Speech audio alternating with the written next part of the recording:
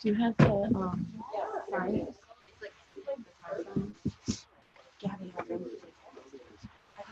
Well, good morning and welcome.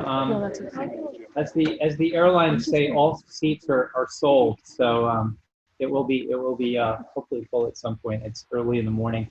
I'm Chris Schmid. I'm the head of the Biostatistics, Epidemiology, and Study Design component of the CTR. So welcome you to this half-day symposium on evidence synthesis, systematic review, meta-analysis that we've been looking forward to presenting.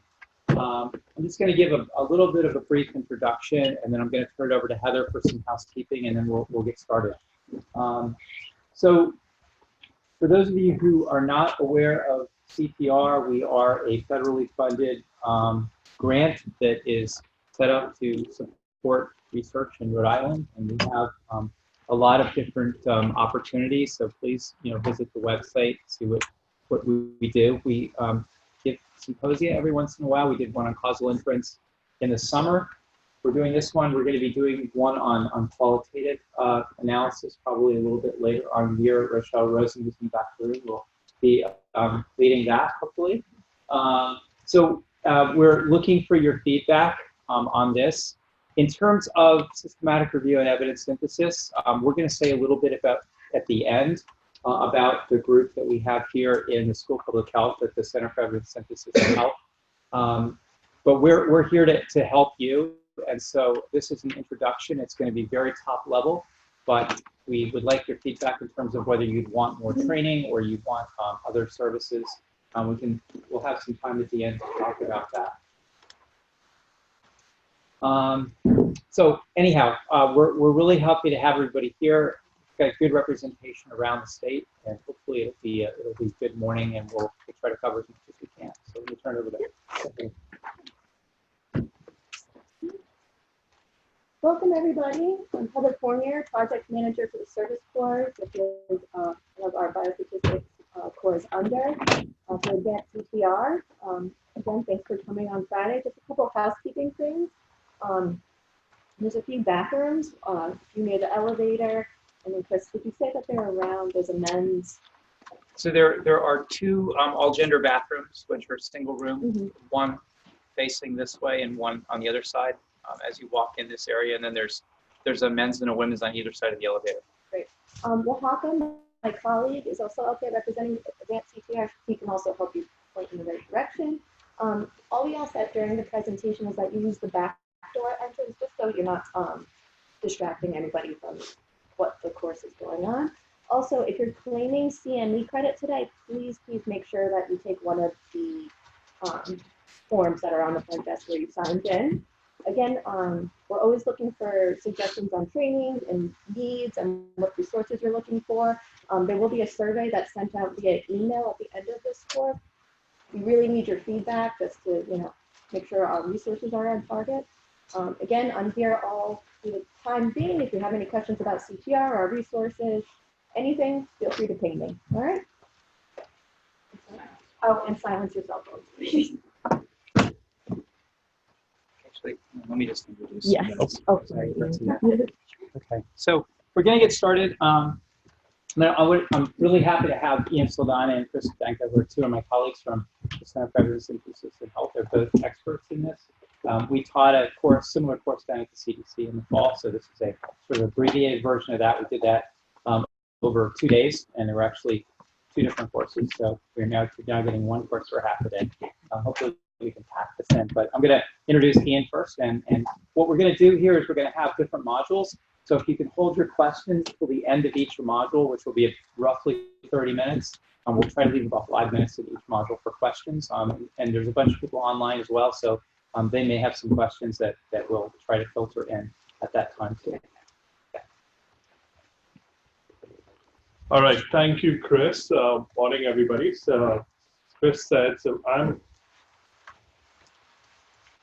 not able to advance the slide. Now I am. Okay. All right. Good morning, everybody. So I'm Ian Saldanha. Kristin's going to start a little later. We'll introduce her then. So another quick housekeeping is that if you need to charge anything, there's a little outlet under your seat.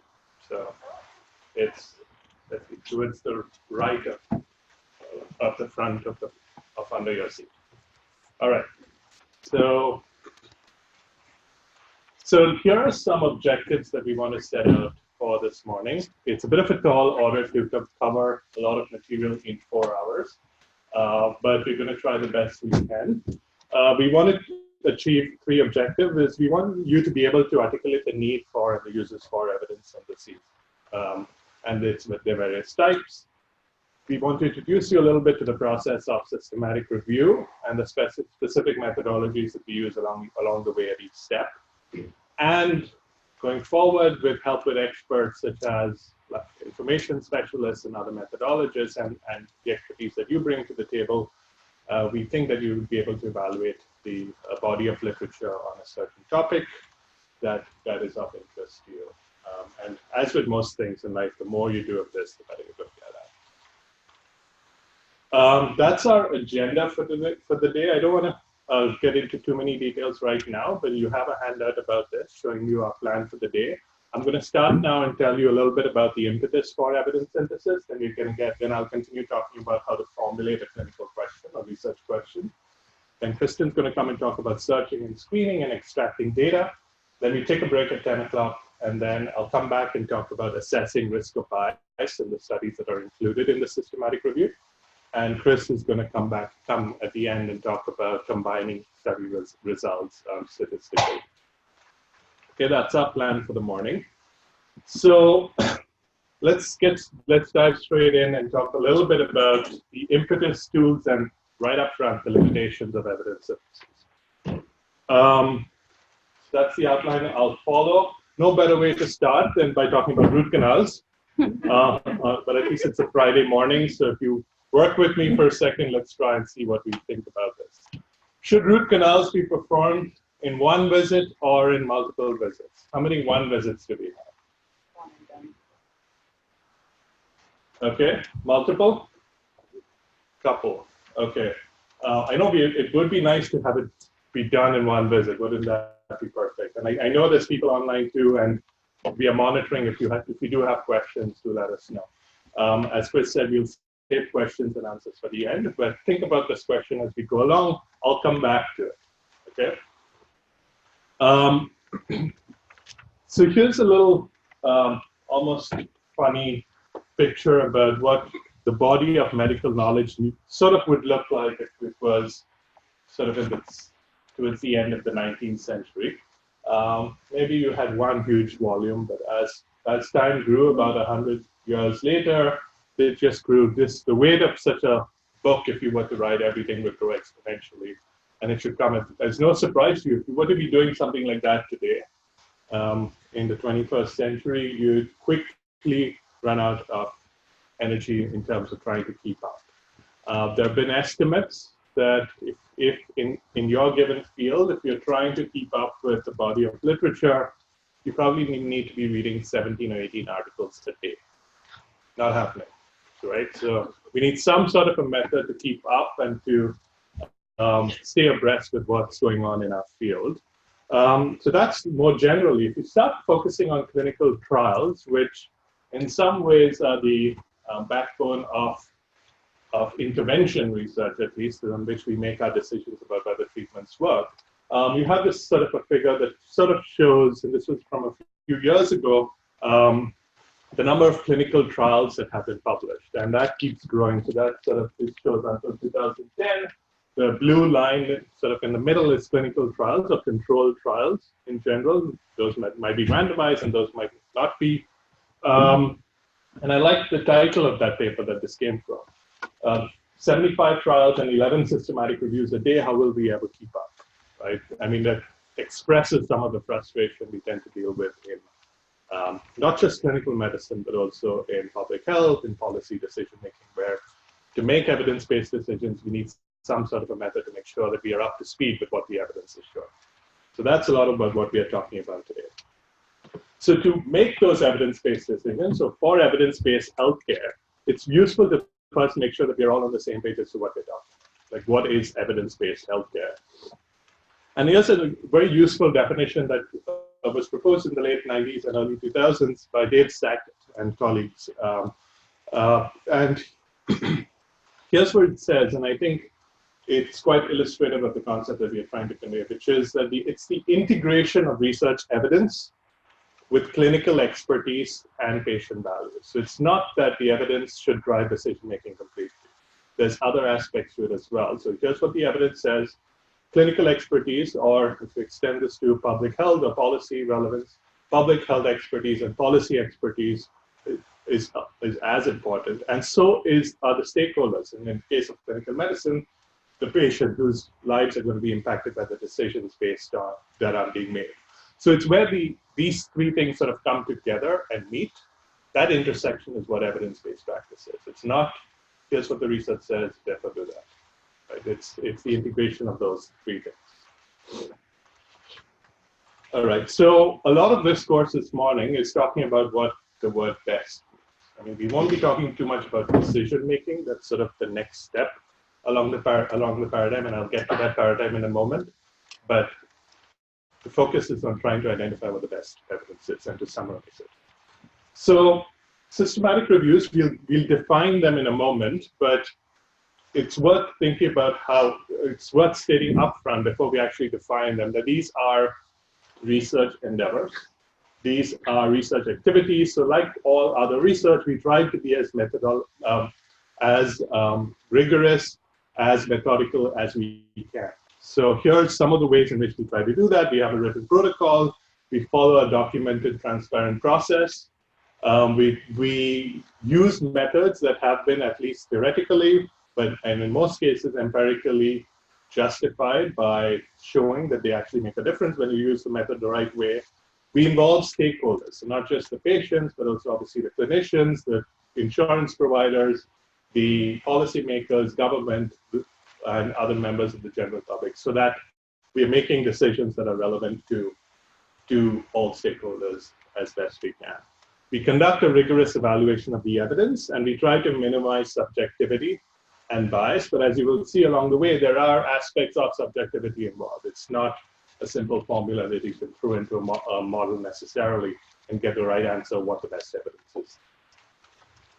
All right, so with that set up, let's talk a little bit about what a systematic review is. It's a review. I mean, as the name suggests, it's a review of the evidence that focuses on a specific question. I mean, in the next session, we'll talk a little bit about how that question is framed. But that's the first thing, that it's about a specific research question. And it sort of does four things, which is it uses explicit, pre-planned and scientific methods to identify the evidence, select from the evidence, and once it's done that, appraise the evidence that it has selected, and then summarizing it. And the evidence here is each of those studies that are summarized are distinct. They're addressing a similar question, and we'll get back to that question, as I said, in a little bit, but they're addressing similar questions, but they are separate studies. That's the notion. We're combining other studies together in a systematic review. It's also worth saying what is not a systematic review. The more quote-unquote traditional review, where you look at your file drawer and see the studies you know and try to summarize that. That's not what this is about. Those have a lot of value, of course, because there's aspects of synthesis involved in them. But this is us trying to go and find all the evidence that addresses a question and then selecting from among them and making decisions based on, summarizing them and then putting those forth for decision making. Narrative review and editorial, it may contain a systematic review, but in and of itself, an editorial is not a systematic review. A case series, a series of cases, is definitely not a systematic review. So it's worth just setting apart that differentiation up front. So that paradigm that I was referring to, so the notion that we're trying to use the evidence for decision making follows a set of steps. I mean, some of these are almost conceptual if you think about it, but they are all, the way they operationalize is this. We start out by generating the evidence. We want to make sure that we conduct studies in the patients for whom the decision is meant to be made. So that's where you would have heard of terms like clinical trials and studies, observational studies that are quote unquote primary studies in these patients. What we're talking about today is sort of that next step, which is evidence synthesis, summarizing that evidence together, conducting those acronyms up in their matrix systematic reviews, meta-analyses, network meta-analyses. Chris will talk later this morning about meta-analyses and network meta-analyses. So we conduct these activities under the umbrella of evidence synthesis. There's entities such as AHRQ in the US. We'll also talk about what that is later this morning and how we are affiliated with, a lot of our work is funded by them. Cochrane is another huge entity that is globally that you probably would have heard of that does a lot of this work. These systematic reviews, the idea is that they feed into clinical practice guidelines. Guidelines that are developed clinically should and increasingly are being informed by syntheses of the evidence. Sorry, just a moment. The presentation's not on Zoom, so we just want to make sure. Okay. Sorry, Ian. Sorry. Oh, that's all right. So I'll keep talking because it's the same slide. So they can hear me. Yes. Yeah. So once this evidence is synthesized, the idea is that they be used for clinical practice guidelines. So, for example, if you're in cardiology, the American Heart Association puts out guidelines, the American Diabetes Association puts out guidelines, etc. There are various organizations across different fields that put out clinical practice guidelines. And then, as I said earlier, the intersection of those three aspects of the evidence, the patient values and the clinical expertise, the idea is these clinical practice guidelines would be adopted in practice and inform clinical decision. Yeah. So I think before I go to the next slide, this would be a nice chance to take this moment and take any questions. We can save some time at the end. So far, any questions on what we've talked about? We're good. That's good. Not yet. Okay. Okay, great. No worries. Sorry for the interruption. Sorry. All right, so we're back in business. So with that in mind, so now let's zoom into that middle stage, or that second stage rather, of evidence synthesis and how is the systematic review done.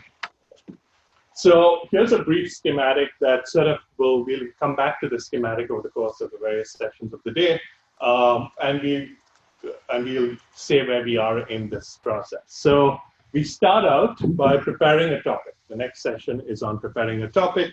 We refine key questions along the way. We develop a framework for which under which we'll work to do the analysis, to do the systematic review. The next step then is to go out and do the search for studies. We search Medline, PubMed. We typically also search Embase. There are various other databases that are available. We'll talk about the search as well.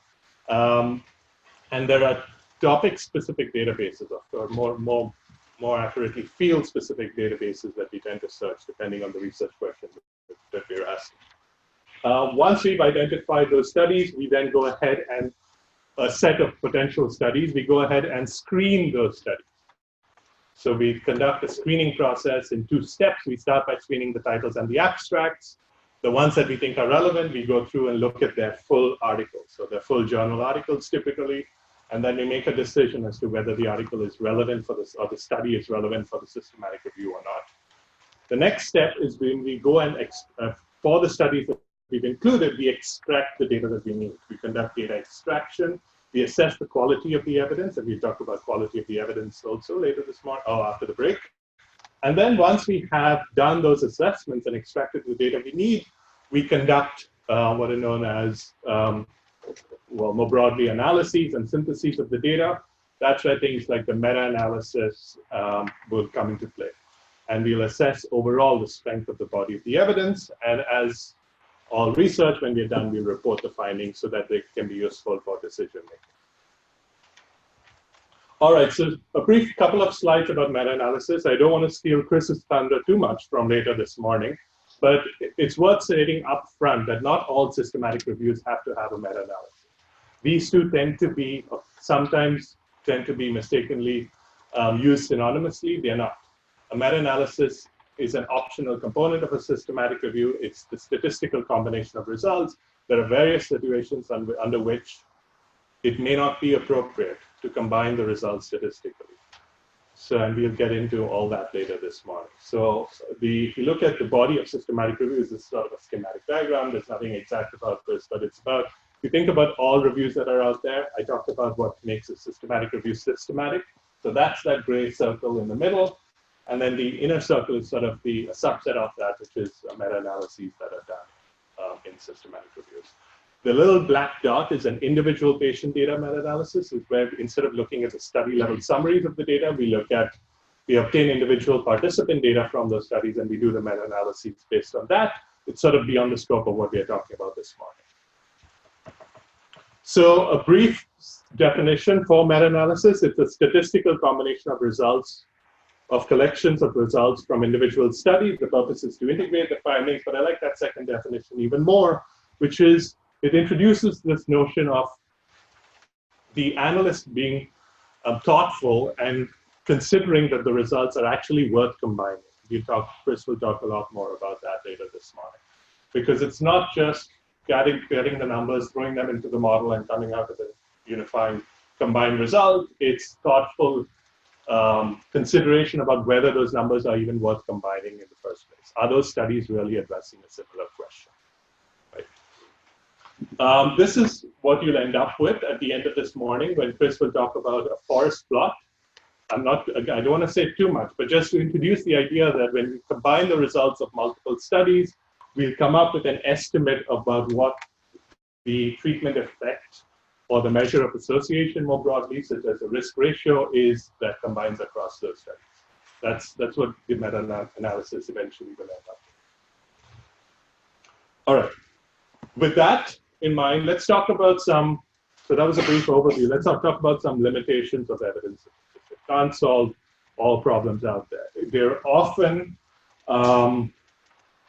limited by the studies they're based on. We may try to use the best methods to find all the studies, but if the studies are too few, potentially biased, or otherwise compromised in terms of quality, there's not much more that a systematic review can do other than talk about them. I mean, the systematic review is not going to solve the problems that might be inherent in the underlying study. Also, we need to be careful about how we do the review and that we are not introducing problems in the literature. We'll talk about that notion later on as well. So various things like inconsistencies in the underlying studies, problems in how they might have been designed, conducted, and analyzed, or how they might have been reported might compromise some of the efforts that we are trying to do in the systematic review. I want to quickly also touch base on this notion of publication bias. It's the idea that as a systematic review, if you're trying to focus on only the studies that are published, we may not be getting at the entirety of the body of the evidence. It's been shown repeatedly and sadly and repeatedly across fields that the studies that make it into the public domain or the published literature tend to be systematically those that are more positive, and that's what the definition sort of is here in terms of they tend to be those which have statistically significant results, whatever that means. They tend to be those that are positive.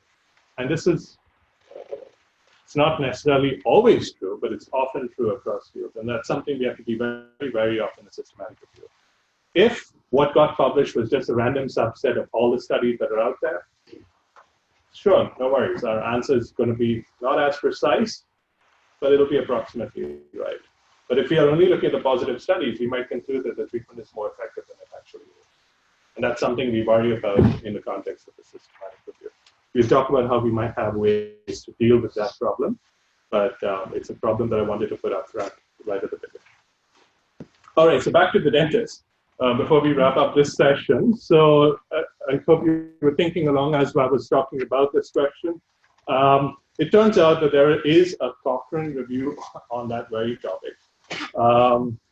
I briefly mentioned Cochrane. We'll come back to these notions of entities around the world that are doing systematic reviews at the end of the morning. So here's a little bit about what the review says. There were 25 randomized trials, that's what RCTs are, including almost 4,000 participants across them. They looked at a bunch of outcomes in terms of the RR is a relative risk, a number closer below 1 suggests that the treatment reduces the risk of the outcome. A number above 1 suggests that the treatment increases the risk of the outcome. So the treatment here is single visit. So that's the intervention of interest. So it turns out that the numbers are pretty close to 1, and the confidence intervals overlap 1 for most of the outcomes of interest. In terms of radiologic failure, means whether the treatment failed on the X-ray, impinged post-op pain, swelling or flare-up incidents, sinus tract or fistula formation in terms of complications. All the confidence intervals, if you can see, they're all overlapping 1, except that 1 at the bottom. The use of painkillers. Over time, it looks like if you have it in one sitting, your likelihood of needing to use painkillers over time is about almost 2.5 times higher. So the conclusions that these authors of the systematic review made was that no evidence that one really is better than the other. Most of those treatment effects most of those outcomes are similar between having it once versus more than once. But it seems likely that the benefit of a single treatment in terms of time and convenience for both patient and dentist has the cost of a higher frequency of late post-op pain, and as a consequence, both painkiller use. So that's sort of the conclusion of these authors. So depending on your threshold for pain later on down the road, you might choose to request your dentist to do it in one trip versus in one visit versus multiple, at least based on the findings of this doctor. Your dentist, remember those 3 circles? Your dentist will have expertise as well, would suggest one, and your values in terms of, do you want to come in multiple times? How much do you value reduction of pain? How much pain can you bear? There's things about opioid use and all that, and then that opens a whole new can of worms. But I'm going to stop there for this section. So that's the end of sort of section number 1. The purpose was to introduce the notion of systematic review, set them in the context of evidence-based decision-making, and talk to you a little bit about some of their limitations. I'm going to pause there and take questions for a few minutes if there are any, and if not, we'll jump into the next aspect.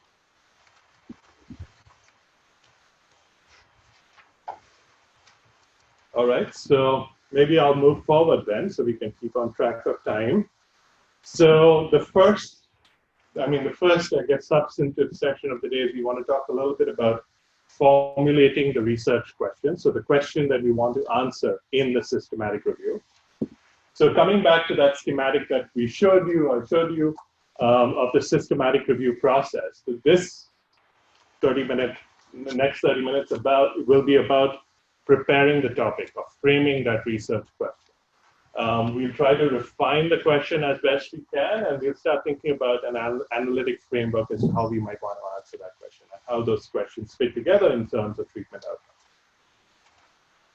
So the way I want to outline or structure this session is talk a little bit about some general considerations that we tend to make in terms of question framing, talk about a framework, about how we literally structure each question, and talk about some study designs, which if taken an epidemiology course will be basically 101 epidemiology. But they're relevant here because the studies that we include often have different designs. So we need to think about what types of studies in terms of their design would be eligible for the systematic review. So let's start with some sort of considerations before we delve into the framework that we use. What are the sorts of things that we think about when framing the question for the systematic review? Up front, we think about who our audience is, and we try to involve as much representation of that audience as we can up front. By that I mean our stakeholders. We want to make sure that they have a seat at the table in terms of decision making for how the questions that we're asking, the outcomes that we're assessing, the types of studies that we're including in, and when we try and specify all that in our protocol. Why are we doing the systematic review? What decisional dilemma is it trying to address in clinical practice or in policy making? Will our question have a broad scope, or will it have a narrow scope? I'll show you an example of a couple of those in a little bit. And what are the available resources do we have to address the question? If we had all the money in the world, what would we do to address this question? In reality, what would we do to address this question? Okay, the question's important because really it dictates everything else that we do. It dictates what studies we consider as eligible for the review, It dictates the search strategy. Kristin's going to talk in a session on search strategy, and we have Erin Anthony from the library as well. We talk about data extraction. Kristin will do that as well. And analysis, as I said, Chris will come back and talk about analysis. So a lot of what they'll talk about is assuming that a question is articulated clearly in terms of the question we're trying to answer in the systematic review. So let's talk a little bit about a broad or a narrow question. I'm going to put up two questions. Let's start with the efficacy of aspirin in preventing strokes in women, and the association between dysfunctional uterine bleeding and BMI, or body mass index, in African American women. These are not really questions, they're statements, but they can be turned into a question. Which question among these two, one or two, would you say is more broad? Show of hands for one. Lots of ones. And any twos? Of course, you'd be embarrassed to put your hand up at this point after we frame that question. Any twos? Sorry about that. So most of you were right, if not all of you, that the efficacy of aspirin in preventing strokes in women is a broad category, strokes is a broad category, aspirin is a broad category because of its various doses, whereas the association of dysfunctional uterine bleeding with BMI in African American women, it's not a very narrow question, but it's somewhat narrower than the previous question. So the reason I put those examples up is because it's helpful to think about broad and narrow questions in terms of their potential advantages and disadvantages and the implications for the methods that we might use in our systematic review. So a broad question is, in some ways, it may be that we are combining apples and oranges. Not necessarily, but it may end up being that we are answering multiple different questions and combining, if you're coming up with one answer to them, it may not be worth combining those apples and oranges. But it may be helpful to answer the question about fruit, right? If you're combining apples and oranges. So it depends on where you think the decisional dilemma exists. If it's specifically about do apples fare better than oranges, or what are those various types of apples, like Granny Smith, fare better than Red Delicious in terms of taste, then combining apples and oranges does not make sense. But if you're saying does a healthy diet, does a diet that includes fruit work better than not including fruit? Fair enough. Combine those apples and oranges together, compare them with a group that does not eat fruit. Right? So it's that level of thinking that we try to think about in terms of broad versus narrow. Another consideration is that searches for a broad question, we tend to do a lot of broad questions in our systematic reviews upstairs that we'll tell you about later this morning. They often result in a quote-unquote unmanageable number of studies, or a difficult to manage number of studies that take a lot of resources and time. One advantage, though, of broad questions is that, yes, if you have the resources, you can address multiple smaller, narrower questions within that broad question, and you can split it up. Narrow questions, on the other hand, address the question, a specific question, but that question, or the answer to that question, may not be applicable to multiple settings, populations, or exposures of interest. So you might have challenges with the applicability of the answer to the narrow question to multiple settings. And the narrower you get, almost intuitively, the fewer and fewer studies you're going to find. At some point, if you get too specific in a question, you're not going to find it. So finding that sweet spot is what we try to aim for in systematic reviews. So here are some examples of questions. I'm going to use kidney disease as an example during the course of this session. So we'll get narrower than the word kidney disease in a little bit, but for now, let's work with kidney disease. There are various types of questions that you can ask and answer in a systematic review. So you can ask questions about incidence, for example, what proportion of the population is newly diagnosed with kidney disease in a year. We can address questions of prevalence, how many currently have kidney disease, including those who had it before. We can address treatment questions, how should kidney disease be treated? We can address screening questions. Would screening to try and detect the disease before symptoms get instituted, would that make a difference? We can address diagnostic accuracy. How good is test key at diagnosing kidney disease? What's the outcome of kidney disease? Once someone has kidney disease, what's their prognosis? For treatments that we might institute, would there be any negative effects or harms? So there's questions of harms. What caused kidney disease in the first place in this patient or in this population of patients? That's an etiology type of question. And almost following from that, how might be prevented in the future? That's sort of a prevention type of question. I sort of lay out these types of questions because these are the most common ones. There might be others.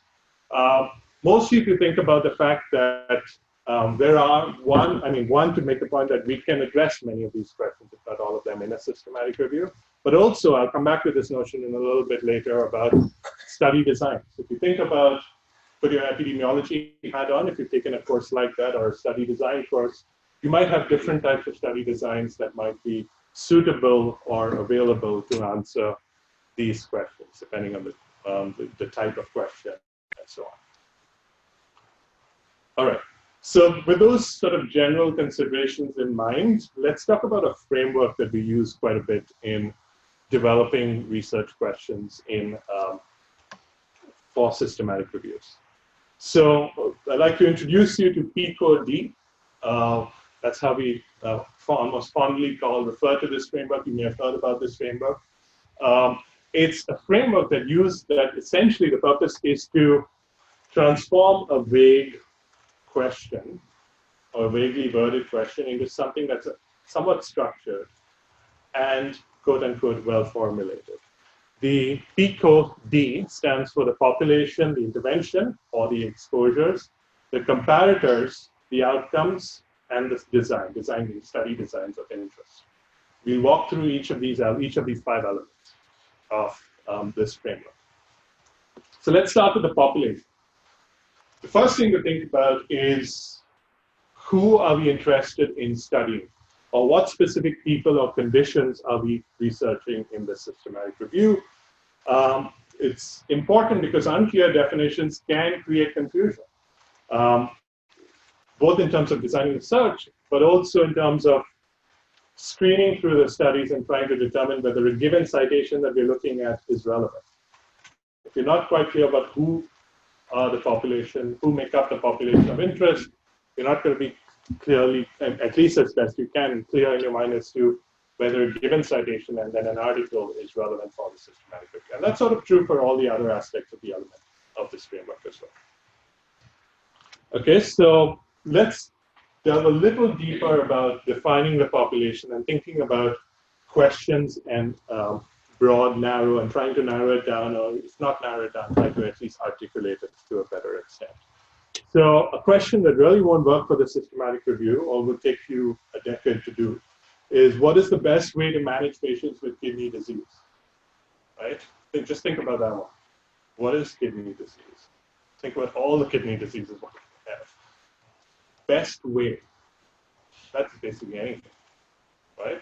Drugs, dialysis, other treatments, maybe nephrectomies, right? Removal of the kidney, or part or one of the kidneys, and various other treatment options that, if you do a systematic review like that, will take you years to do.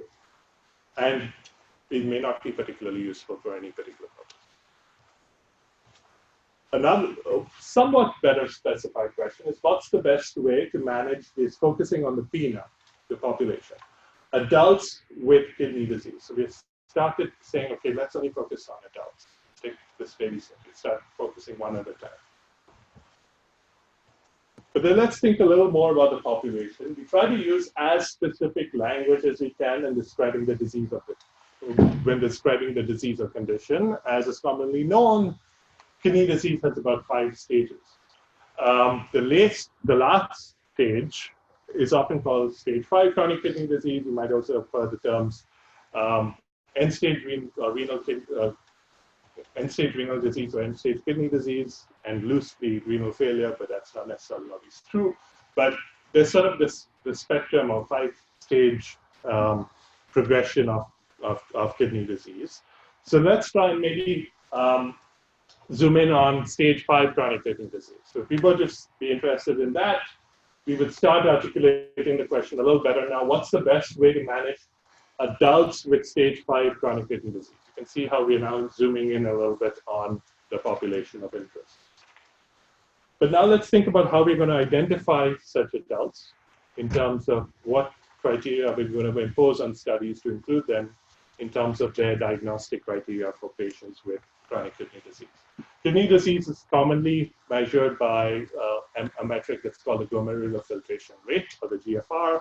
Once it drops below a certain threshold, the kidney function is said to be poorer than it was if it were above the threshold.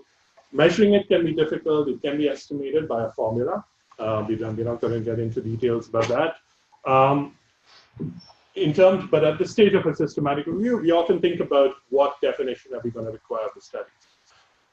An interesting thing that we often think about here in this context is that definitions for disease diagnosis tend to change over time.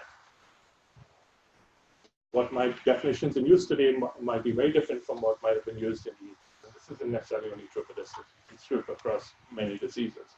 So the implication of that is how might we handle studies that are older that might have used different definitions? Would they still fit our criteria of kidney disease, of stage 5 chronic kidney disease? We try to be as specific about this aspect as possible in the protocol when writing the protocol for the systematic review. Okay, so let's now move on to this notion of interventions. Making that a little broader, we tend to use the word exposures if it's not an intervention study. As I mentioned, we don't have to study an intervention in a systematic review. I showed you the whole host of questions that can be answered, such as exposures and outcomes and incidents and so on. So this is where we talk about the exposures or the interventions of interest. So for us, chronic kidney disease or CKD example, it's important to think about what treatment option are we interested in. Are we interested in studying a drug that might have aspects of dose, duration, frequency, delivery mode, or maybe a dialysis, which also might have especially duration and frequency, or especially frequency aspects to it, and delivery mode, where the dialysis is done through, and so on. So for all the interventions of interest, we tend to think about how we are defining the interventions of interest in terms of these aspects. Similarly for comparison. So what are we comparing the treatment to in our systematic review? So the comparisons could be placebo or no intervention or no exposure, which essentially means that the comparison group isn't receiving any active treatment. The comparison doesn't necessarily need to be a placebo, right? It can be a different exposure, a different intervention of interest. So whatever the comparison group is, that's how we tend to think about it under the C aspect of the framework. So a little more about the comparison group. We can make a general or specific comparison. You can compare drug A versus drug B, which is quite specific, or we can make it more general. We can compare all medical therapy versus all surgeries. And that's where we get into that notion that I was talking about earlier, the apples and oranges. For treatment options, just for sort of advanced kidney disease, we tend to, at least a subset of those patients, the treatment options can be kidney transplant, peritoneal dialysis, hemodialysis, which is dialysis is essentially replacing the function of the kidney. So let's, for the purpose of this example, compare peritoneal dialysis versus hemodialysis. These are two common types of treatment dialysis options in this population. So that's our comparison of interest for our example. The O in the framework refers to the outcomes of interest. What outcomes are we interested in measuring for the systematic review?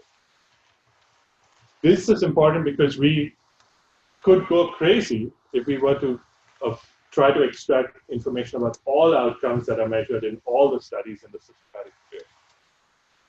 That's really going to put a burden on our data extractors. We're going to need to extract that information.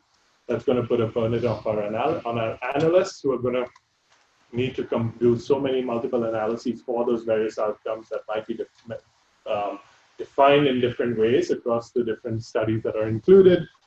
So it's best it's best to try and specify upfront the outcomes that you're interested in, at least broadly, the domains that we're interested in.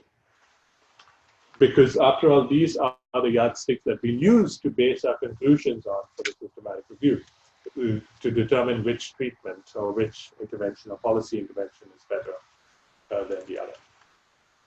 We tend to think of outcomes, and this is, again, sort of Epi 101 or Research 101, we tend to think of outcomes as either categorical measures or continuous measures.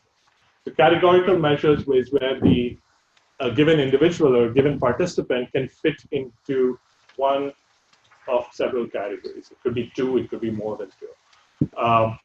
It could be stage of the disease. A given participant could be stage 3, stage 4, stage 5. Answers to yes, no questions are examples of categorical outcomes. So for example, did the patient die or was alive, mortality, or did the patient's blood pressure drop below a certain threshold versus above that threshold? Did they have a certain adverse effect or harm versus not? So those are examples of categorical measures.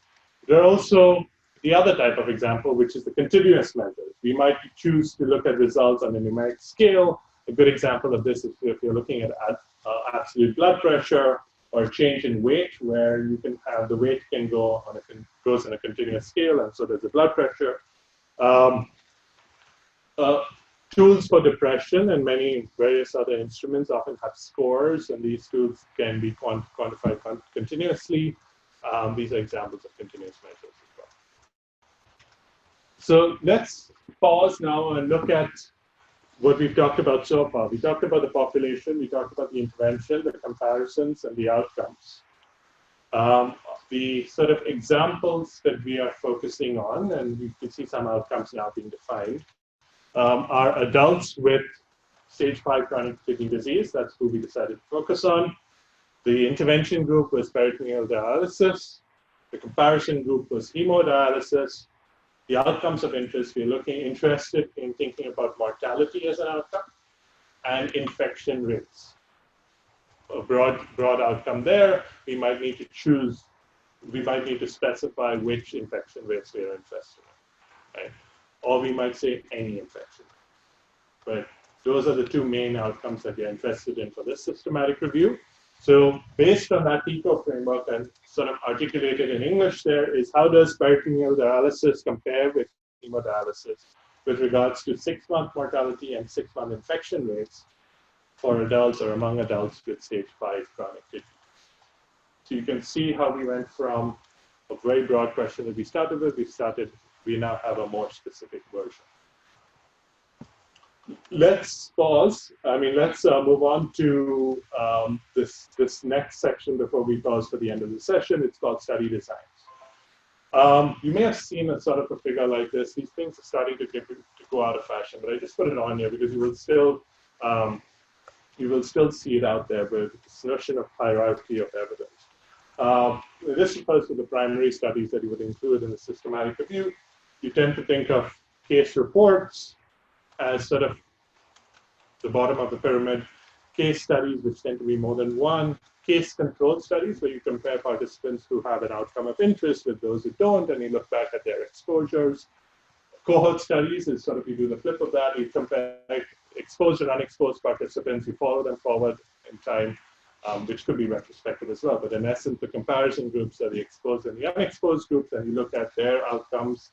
But you make a similar sort of conclusion as the case control study, where you look at the relationship between that exposure and that outcome, and you come up with a measure of association. A randomized trial, which we'll be spending more time on later this morning, where you look at exposures, but typically these are interventions, these are treatments, and these are treatments that are assigned by the researchers through randomization. So that sort of is traditionally considered to be the top of the pyramid in terms of the levels of evidence that they can provide, or at least the strength of evidence that they can provide. So if we talk about randomized trials, they tend to be called the gold standard for intervention effectiveness, specifically, not necessarily exposure-outcome relationships. I talked about their characteristics. We tend to use randomized trials when when we are comparing the effectiveness of treatment approaches, like does drug X work better than drug Y, they tend to be not as useful for safety because they tend to be short. They tend to not have enough participants in order to examine the safety of treatments, but we tend to look at them if they are longer term. Cohort studies, as I said, you're comparing the exposed and the unexposed groups. We tend to use them for evaluating effectiveness and even etiologic research. Does smoking cause lung cancer? That sort of question. And they tend to be bigger than randomized trials typically, so they tend to be a little more useful for evaluating safety than a randomized trial. Case control studies, their usefulness is, as I mentioned, in comparing people with and without an outcome of interest and looking at the association between the outcome and the exposure. For interventions, in a systematic review, ideally, we'd like to include a lot of randomized trials. In fact, we're doing one on substance use treatments for adolescents, and we're focusing only on the randomized trials for that intervention, partly because it's such a broad question. It has so many studies in it. So we are focusing on the randomized trials for that one. But by no means are they the only types of studies out there. We can use non-comparative studies, even non-randomized studies as a supplement. For exposures, look for comparative studies that typically are observational to answer our research question. Again, the non-comparative studies is useful, but really it doesn't really address the question of how does the exposure fare against the comparison group if you don't have the comparison. So a little more about the non-comparative research case studies, where you have a study of one case or one city for a public health intervention or one neighborhood, and then there's no comparison group. The case reports also describe the progression of participants over time through their disease, the symptoms, the diagnosis, and so on. These sort of assessments are useful for like rare events, like rare diseases where there aren't enough participants who have this disease. You may as well focus on the few that you do and describe them. They're useful for those purposes. We tend to use them in the systematic review context for safety, evaluating safety, and as I said, for rare exposures and outcomes. So back to our question. What might we include in our systematic review, just based on repeated structure? Anyone want to venture a guess? RCTs, I heard RCTs, great, thank you. Any other study design we might consider, assuming we have resources? Case control studies. Okay. People who develop infections, compare them, especially in that population, compare them to those who don't, and then look at maybe what dialysis they had. You might also look at cohort studies, right? You might look at a group of patients who were on peritoneal dialysis, compare them with those who were on hemodialysis, and look at their infection rates or mortality over time. So you can see how the question sort of informs a study that we would be including in our systematic review. So we are reaching the finish line for this session. So remember how we started with what's the best way to manage patients with chronic kidney or with kidney disease. We sort of went through the PICO framework when we talked about adults with stage 5 chronic kidney disease as being our population of interest, peritoneal dialysis, hemodialysis being our intervention and comparison groups of interest. Our outcomes are 6-month mortality and 6-month infection rates, and our designs of interest sort of are, at least on the slide here, are RCTs and cohort studies. So we started with a broad, it's not even broad, it's vague. Right? It's all-encompassing. It would take forever. What's the best way to manage patients with kidney disease? To something that is a little more manageable in a systematic review is how does peritoneal dialysis compare to hemodialysis with regards to 6-month mortality and maybe even 6 months infection rates following the start of dialysis for adults with stage 5 chronic kidney disease. I must say, although we say this as the question of interest, as I mentioned, there's a protocol. So there's more that we need to say beyond just this. So for example, what does hemodialysis actually mean? What does peritoneal dialysis actually mean? What infection rates, I know it's not on there, but what infection rates are we actually, what infections are we actually interested in? And how are we defining stage 5 chronic kidney disease? Because these definitions may differ across the studies that we are evaluating.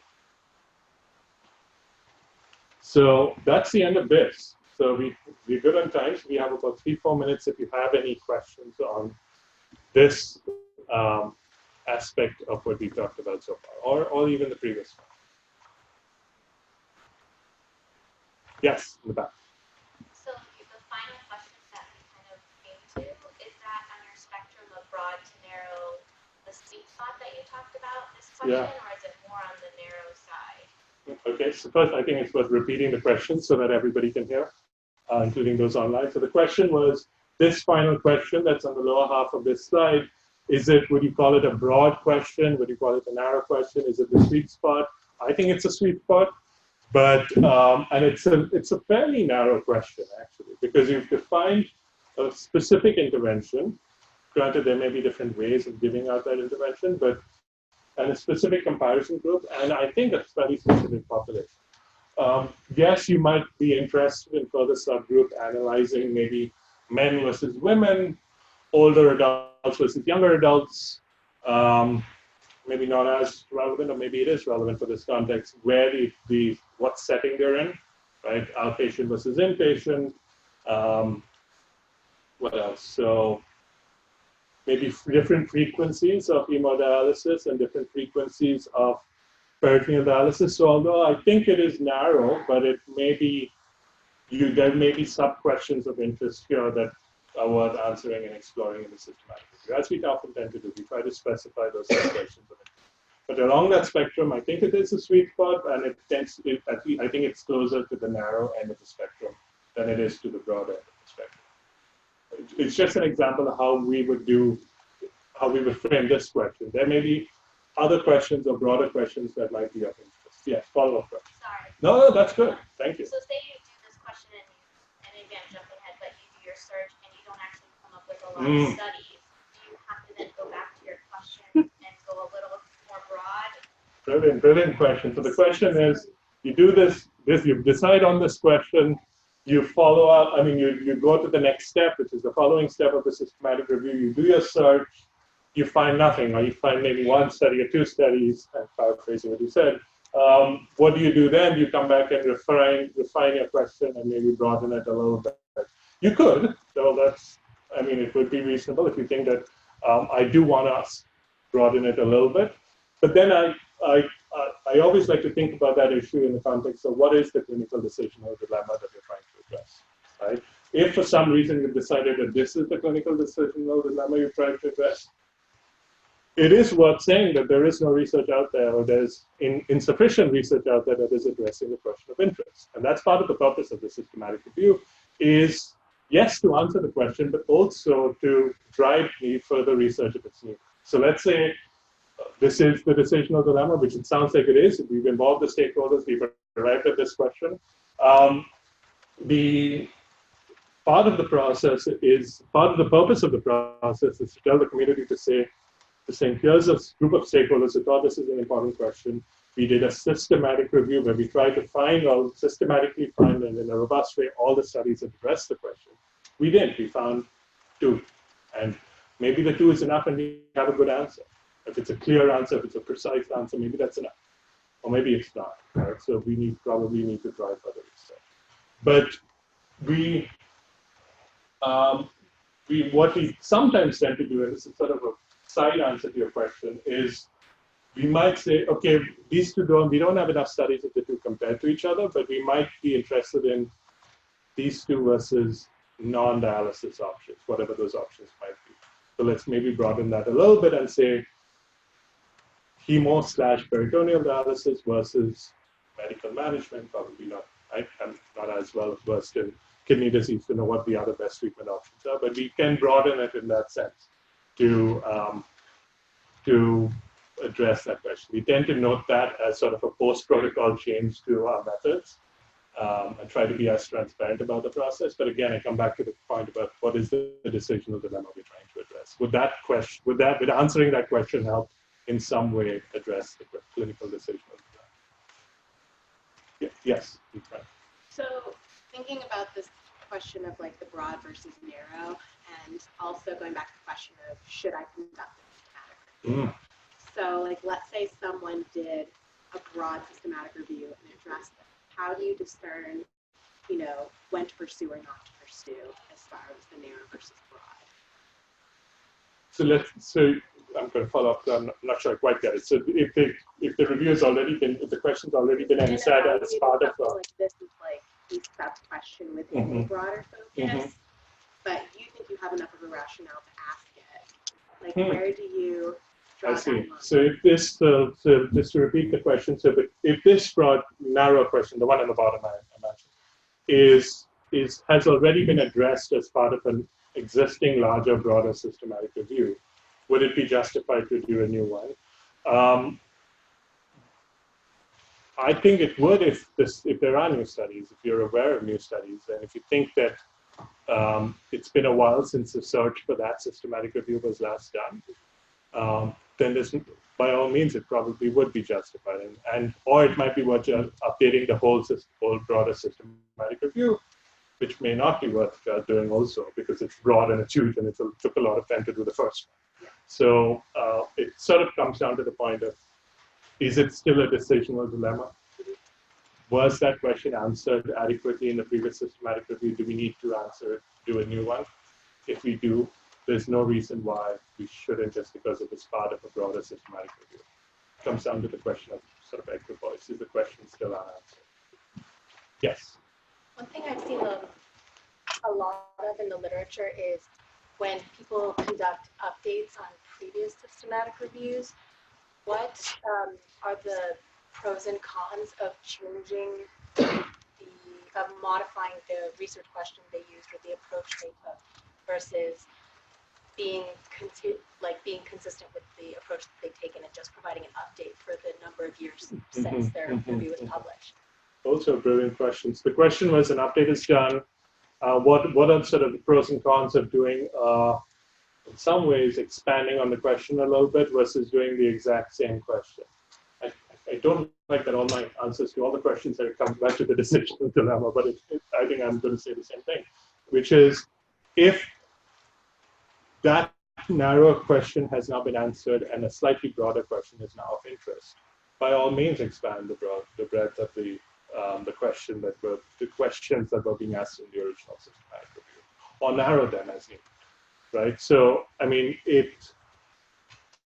but that does raise the point, though. Let's say the previous one was done in 2015, and it's now 2019. I'm just making that up. You now have a narrow version of the question you're interested in now that was answered in 2015, and you broadened it by a certain extent. You don't have pre-2015 information on the broader version of that question. You only have it on the narrow version of that question. So that's sort of where we sort of tier our search a little bit, and I'll let Erin speak to this a little more. We search for, use the studies from 2015, but for that delta of what the narrow versus broad is, we go back all the way from whatever the relevant beginning of time is. But for the specific narrow aspect of that question, we bank on the existing systematic review. We try not to duplicate effort. There may be reasons why we might not rely on that systematic review. Maybe the methods were flawed. Maybe it didn't design as good of a search and so on. But we try and use what's already been done. It's already an enterprise that takes a lot of money and time, so we try to avoid duplication of effort. All right, so I think I'm going to stop there. I don't see any more questions, so I'm going to hand it over to Kristin. Looks like Kristin's busy, so I'll introduce Kristin. So Kristin is Kristin Danko. Dr. Kristin Danko is a postdoc in our center. She got her PhD in epidemiology from the Ottawa Hospital Research Institute. Is that University of Ottawa? It's University of Ottawa and the Research Institute. And it's under one. So, and she joined our center last summer, right? And she has she was part of the team that also did the CDC teaching and continues to do a lot of teaching as part of her work and does a lot of systematic reviews as well. Her expertise is really on systematic reviews of complex interventions and various, trying to tease out the I and the C aspect of it, but of course she knows the rest of it as well. Yes. There was one question from somebody on Zoom. Okay, great. Do you have any suggestions on how to choose a population when the gold standard definition of a disease is variable? When the gold standard definition of the disease is variable. So, did everybody get the question? Yes. Oh no, that's all right. So in some ways, when the gold standard is variable, there probably isn't a gold standard, right? So there's a lot of definitions out there in the field. The one way to sort of handle that question is to say, we are interested in this chronic kidney disease, but there are varying definitions. We're going to be all-inclusive and try to take all comers. And then we'll handle the different definitions in a couple of ways. One is we'll subgroup analyze the different studies based on how those kidney disease was defined, and we'll analyze those studies differently and see whether, separately, and see whether we got different results for them. That's one way to sort of do it. Another way to sort of do it is say, here's our definition of chronic kidney disease. We're going to include the studies in our systematic review. We're going to do what's known as a sensitivity analysis, which is for studies that didn't quite use that definition, we're going to drop them from the analysis and see what happens to our results. Just to see the sort of impact of the definition, the sensitivity of our results to the definition that was used, to see whether that definition sort of made the difference. But if we sort of believe that ours is the right definition, there is no point looking at those older studies. And it's something, because they are not really applicable to how we do things today, you might be justified to say, we will only include studies that address, that define kidney disease this way. Sort of depends on where you are with that definition, with those various definitions. All right, thanks for that question as well. All right, so let me hand it over to Kristin so we can start talking about searching and screening.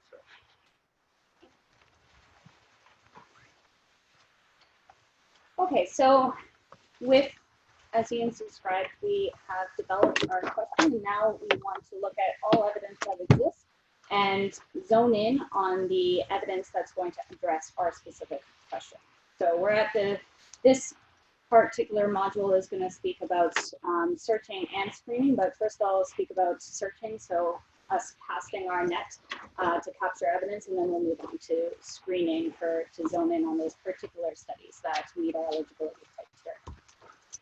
So just to keep in mind, and we'll kind of articulate this in more detail, but the objectives of a literature search, we're really trying to maximize the amount of identified relevant information, relevant being to our specific question, operationalized by PICO, and minimize systematic errors in literature identification. So Ian alluded to publication bias, where the results of the study may be related to its publication. And that may, if we were to consider evidence and make conclusions, say on the effectiveness of the therapy, obviously, if we're including only articles published in journals, we are going to have a biased result. So we want to minimize that systematic error in our conclusions. So before we get started with searching and screening, we've assembled our team of experts. Systematic reviews is a multidisciplinary team sport. We've reviewed perhaps some existing literature to flesh out some of our ideas, and we've developed our clear research questions. So now we want to really get out there and identify that evidence that is going to address that question. So we're going to operationalize the PICO elements even further into clear eligibility criteria. That's going to help us separate the relevant from the irrelevant, and you can kind of think of it like a net. How wide are those holes that are capturing the little fish from the big fish? And we're going to devise a strategy to find those potential studies. And to do that, stop, consult your librarian. There's strong expertise associated with knowing first where to search, where you're going to find those relevant studies, the databases, perhaps if it's unpublished gray literature, so where we might find the non-journal articles that might bear information and evidence about our question. But also the highly technical search terms and ways that those are combined within databases. So librarians can help identify those sources of information, write those long strings of search terms to gather that most comprehensive collection of research, but also that strikes that sweet spot balance between all studies, those that are meeting the criteria and those that are obviously not, but are captured in a too wide of a search. So this is just another way of showing the schematic that Ian presented earlier about the process of systematic review. So we prepared our topic, and now we're going to search for studies. And within that, we can kind of break it out even further for within searching with respect to, we're going to even further crystallize our eligibility criteria, identify databases and sources where we might find relevant evidence, develop our search terms, structure those search terms, refine our searches and those search terms, and then document the process. So I'm going to, this next section is going to walk through these various steps. So first, defining our eligibility criteria. Ian really walked us through how you have to consider those PICO, but we're going to, so this isn't really new, but it may just crystallize it even further and extend it beyond a sentence question to operational definitions of what we mean for each of those components. And this should reflect the analytical framework if we have one and our key questions. So we're going to revisit if the decisional dilemma is not quite so static, if there is some flexibility, we're going to reconsider still as we go to search how broad or narrow we want it, articulate what kind of study designs we're going to allow to be in, consider whether we're going to restrict to specific languages, English or non-English, restrict sources, whether we want published versus unpublished, possible years of publication. And ultimately, as you can imagine, this is going to either broaden or restrict the search, and each of those decisions will make it have impact on how much work, how many resources, how many citations you get back, and there's going to be implementations. You have to consider what resources are available to ultimately search through these sources and sort of screen them and extract them after. So we'll revisit our friendly PICO, and we might also consider, in addition to the PICO elements, we might expand upon this and consider timing. If an outcome, we are only interested in a longer term follow-up versus a shorter term follow-up, so we might operationalize that further. We may be interested in particular settings, so acute versus community-based. Maybe we have more trust in evidence that's from a larger sample size because there's less random error. So maybe we want to restrict on the study population size. And as Ian noted, possibly design. So we're going to crystallize these even further.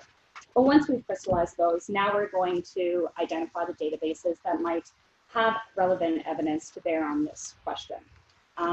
So systematic reviews, typically the gold standard is to search multiple databases. In healthcare, we often consider these ones, PubMed and BASE. Both of these contain citations for biomedical journals. However, there's not complete overlap, so it's good to search both. Cochrane Library is a database of systematic reviews, but also has controlled list of randomized controlled trials, so great for making sure we're capturing all their RCTs. And CINAHL is nursing and allied health, and also often has studies related to patient perspective. So depending on your question, you might search these, or if it's a non-medical question, you might go to the field-specific databases. But as we said, not all literature or not all evidence is in published journal format. And if we are concerned that for areas that are either there's too little information or too much, we want to, like if there's rapidly evolving evidence and it's not getting, you want to make sure you're most up to date, you might want to consider grade literature, and that might be either documents published in non-commercial sources, so from governments or nonprofits, or include unpublished research, so research that is kind of up and coming in clinical registries, like clinicaltrials.gov, dissertations, thesis dissertations, conference abstracts, where the study was published at a conference but never went on to the full journal report, and that's often helpful for identifying studies where there may have been a not so positive or significant finding, and it never made it to the full publication, and perhaps just abandoned research. And if we're really considering, we want to know that full scope of evidence, identifying and considering those unpublished sources may be important for bearing on your question and providing an unbiased answer. This is where a librarian is also very helpful, as well as various stakeholders, because this is more tricky and challenging to search. So librarians and your stakeholders might, point you in the right direction, like, oh, I'm aware of this government report, and I think this is important, and you need to be considering this. So now we're going to develop our search strategy. We're going to develop our search terms, and this is kind of exploding those PICO elements into their various synonyms. So for each of the P, the I, the C, we're going to find the different ways that can be defined, so that we can make sure we're identifying any studies that use those various synonyms. And so we can use the thesaurus, Google, find exemplar papers and find different ways that they've defined those elements. We can look for related search strategies, so reviews that are either on, as we've talked about, a previous systematic review that we want to update, or maybe related systematic reviews. They speak about your population, but not necessarily an intervention. You can look at their search strategy and say, oh, okay, they use this, this, and this, and draw from those. And we also want to consider controlled vocabulary. So within Medline, there's mesh terms. And these are very helpful because the specific text that are indexed in the databases, they will be captured in your search within the abstract and the title. But mesh terms are applied by a human coder and identify what the human coder has considered is relevant within the text itself. And also is very helpful because it's controlled vocabulary. If you've forgotten a synonym, the mesh term might capture one of those because it's at a hierarchical level, and it'll capture, it's one term that represents many. So now we have our search terms, and we're going to consider how to pull them together. And this is done through Boolean logic, which is just a fancy way of saying combining terms using either or, and, or not. So or is where terms are combined. Any citation in which any of these terms are captured, it's not the overlap, it's comprehensive to any of those terms. Whereas and is that intersection. There's term 1, 2, 3, and in order to be retrieved from the search, that citation has to be an intersection of those terms. So as budding systematic reviewers, you probably have an intuition that we want to combine terms within the PICO elements through or. So if we're considering a population, we want kidney disease and all its synonyms, and we want to capture all of those. And then we want to combine the PICO elements through and. So we want to find that sweet spot of the intersection between all of our synonyms of P, all of our synonyms for I, all of our synonyms for C. Typically, we don't do the searches through outcomes because we don't want to be restricting at this point. We want to look at the articles and consider that after. But our question is really, we want to capture studies related to all the population and intervention and comparisons. And so another way to display what I've displayed graphically into our search term is we're going to combine in a sentence structure all the population terms through or, all the intervention terms and comparator terms, and then across them through and. So now that we've constructed a draft of our search, we want to really consider the goals of the search. And really, I think we've kind of capture this. We want to make sure that at this point, we're being really conservative. We want to make sure that we're more broad than restrictive because we really want to avoid missing relevant studies. So typically what's done is we start with a broad search and then we might refine it and bring it back, depending on how large the search is and how many kids we get. So we'll both go back to those eligibility criteria and again revisit how broad or narrow do we want to restrict by study design, language, time. Do we want to only have published literature versus unpublished literature? And so here's some things we can keep in mind. So I'm going to focus on the left first for too many records, and then we'll consider the opposite when we have not enough records. So if we have too many, you've done your search, you search for kidney disease, and you get 200,000 records, and you're like, oh dear, there's not enough time and money in the world that we can't screen through this. And maybe we don't want to. Maybe this isn't really, this is an indication that this is too broad of a question. So we might, in order to restrict the number of records to make it more manageable and maybe a more answerable question, we might consider adding filters. So filters within the databases can be used to restrict based on study design. So you can restrict to randomized controlled trials. You can restrict to age. You can restrict to language. So we might add something on top of our search string to restrict what citations we're getting back. Caveat being that these filters were, again, human generated, so there may be errors or things that are missing. We may look for terms that are exploding the search. So AIDS is a good example where it's a verb as well as a condition, and so the search string won't differentiate that. So you might want to look back to your search string and see if there's any words that might be have different meanings that may be causing it to go quite large. You might want to identify what you don't want. So say you're interested in a study about diabetes being your population of interest, but you're not interested in gestational diabetes. And this might be come about by you're screening through and you're like, oh, there's a lot of population that is not relevant. With the help of your librarian, you may use the not term to exclude studies or exclude certain search terms that you're 100% certain are not relevant to your question. And ultimately, this narrows your inclusion criteria. So any choices that are made are ultimately reflecting your changing your question. So that has to be kept in mind.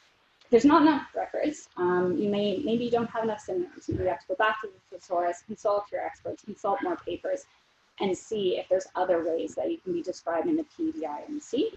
Perhaps remove quotation marks. Kidney disease in quotation won't capture kidney diseases or diseases of the kidney, so perhaps removing those quotation marks will restrict or remove those restrictions. Use truncation, so getting the word at its root with an asterisk will allow, will capture any citations that include that root. Look for misspellings or alternate spellings, so maybe we did hemoglobin, but we didn't capture all the different ways that hemoglobin can be spelled, so maybe we want to include all those variations. And then the opposite, where we have too many records, now we have not enough. So if you did use filters, remove them. See what happens when you're not restricting to just randomized controlled trials, not restricting to just adults. Maybe there was an error in index in the adults and you want to capture all of the studies.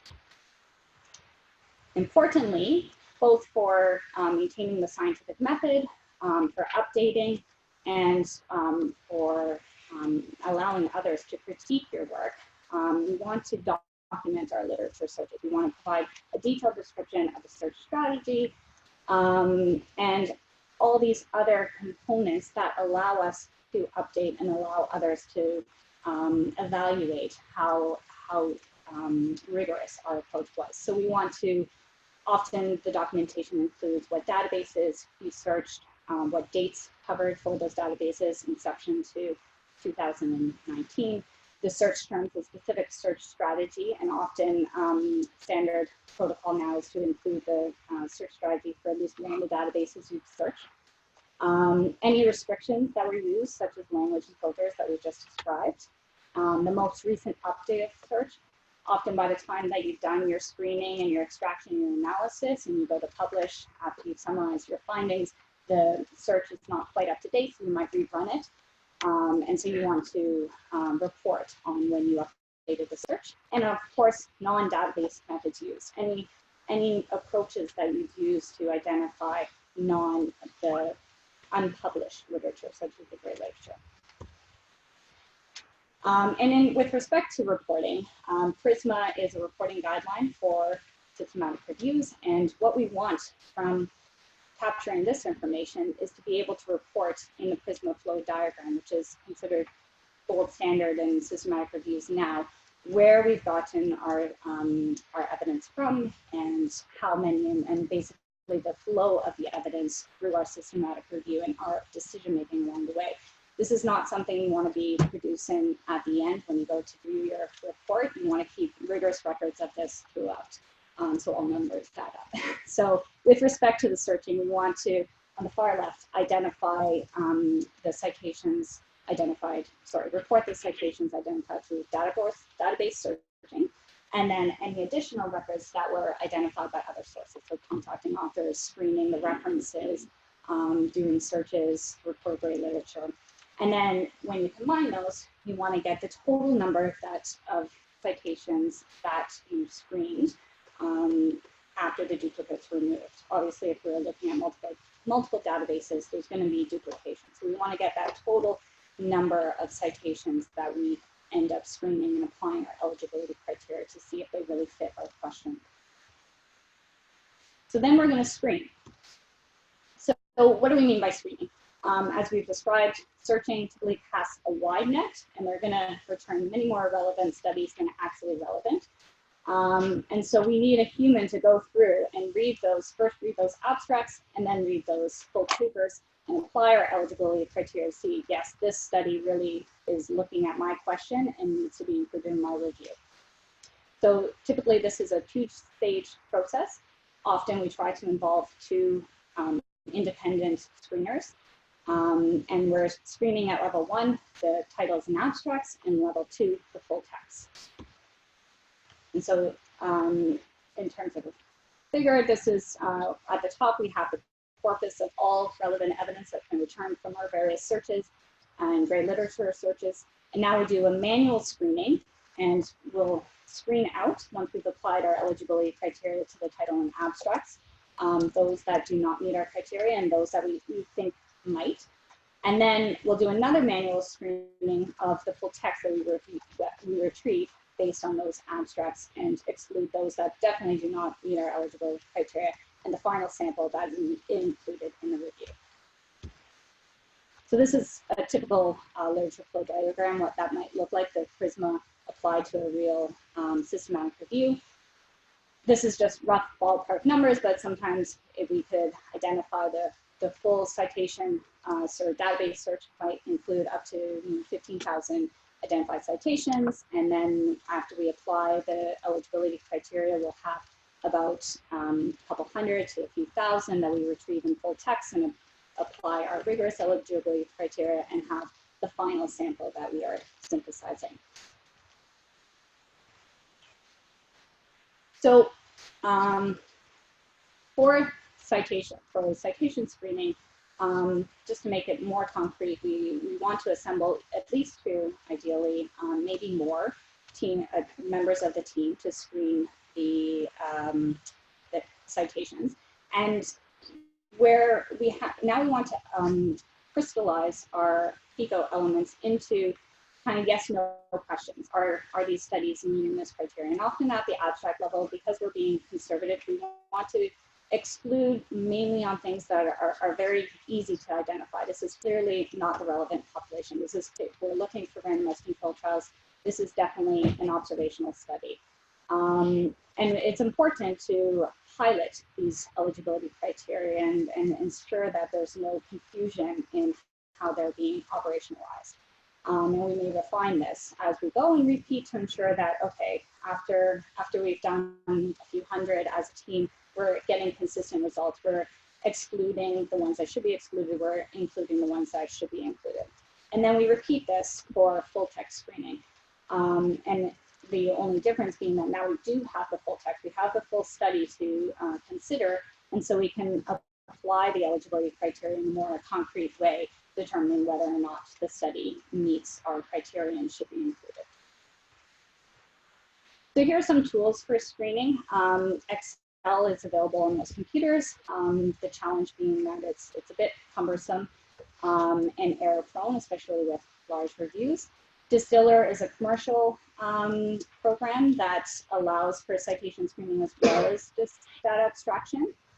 It's helpful in that it identifies when there's disagreements between any conflicts between review screeners, saying that one screener included it at full text and another didn't. It'll identify where those disagreements occur and allow you to come to consensus. And actually produces the Prisma flow diagram automatically, challenge being that it's quite costly. Abstractor is a free open source software specifically for screening. It's web-based and it's been developed here by SESH.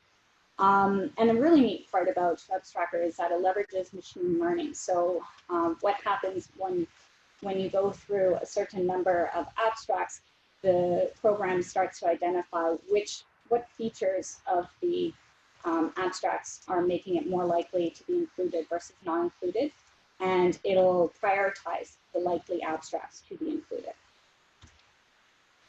So for screening, this is the bottom part of the Prisma flow diagram. We have the records that were screened to the title and abstract, the total number, and then we want to report those that were excluded at level 1. And then you have the records screened for full text, and you want to report the total records that were excluded at level 2 once you've read the full article. And at this point, you want to report to your audience the reasons they were excluded. Because these studies were like, in a way borderline, and you want to show for those who might doubt, oh, I feel like this study should be included, then you can say specifically, no, it was excluded at that level because it didn't meet our population criteria, it didn't meet our design criteria. And then finally, it distills down to the total number of studies that are included to extract. So in summary, searching for and screening studies can be tedious, but it's foundational to the systematic nature of the systematic review. The PICO-D is designed is used to design the search strategy and ultimately the screening criteria that you're going to apply to include what's in, what's out.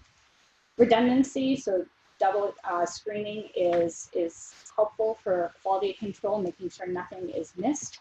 And various experts and tools are there to assist you. So we have information scientists and librarians that help us develop the search strategy. We have screening tools like Extractor that can help us with screening those citations. And then Prisma, as I've mentioned, is a reporting guideline that helps you flag those important points that you need to be reporting, and in a reverse way, by implicitly that you should be doing, that is expected of systematic reviews. And importantly, it's always good to follow a protocol, track the flow of citations and any changes that you've made along the way, and report everything. So next.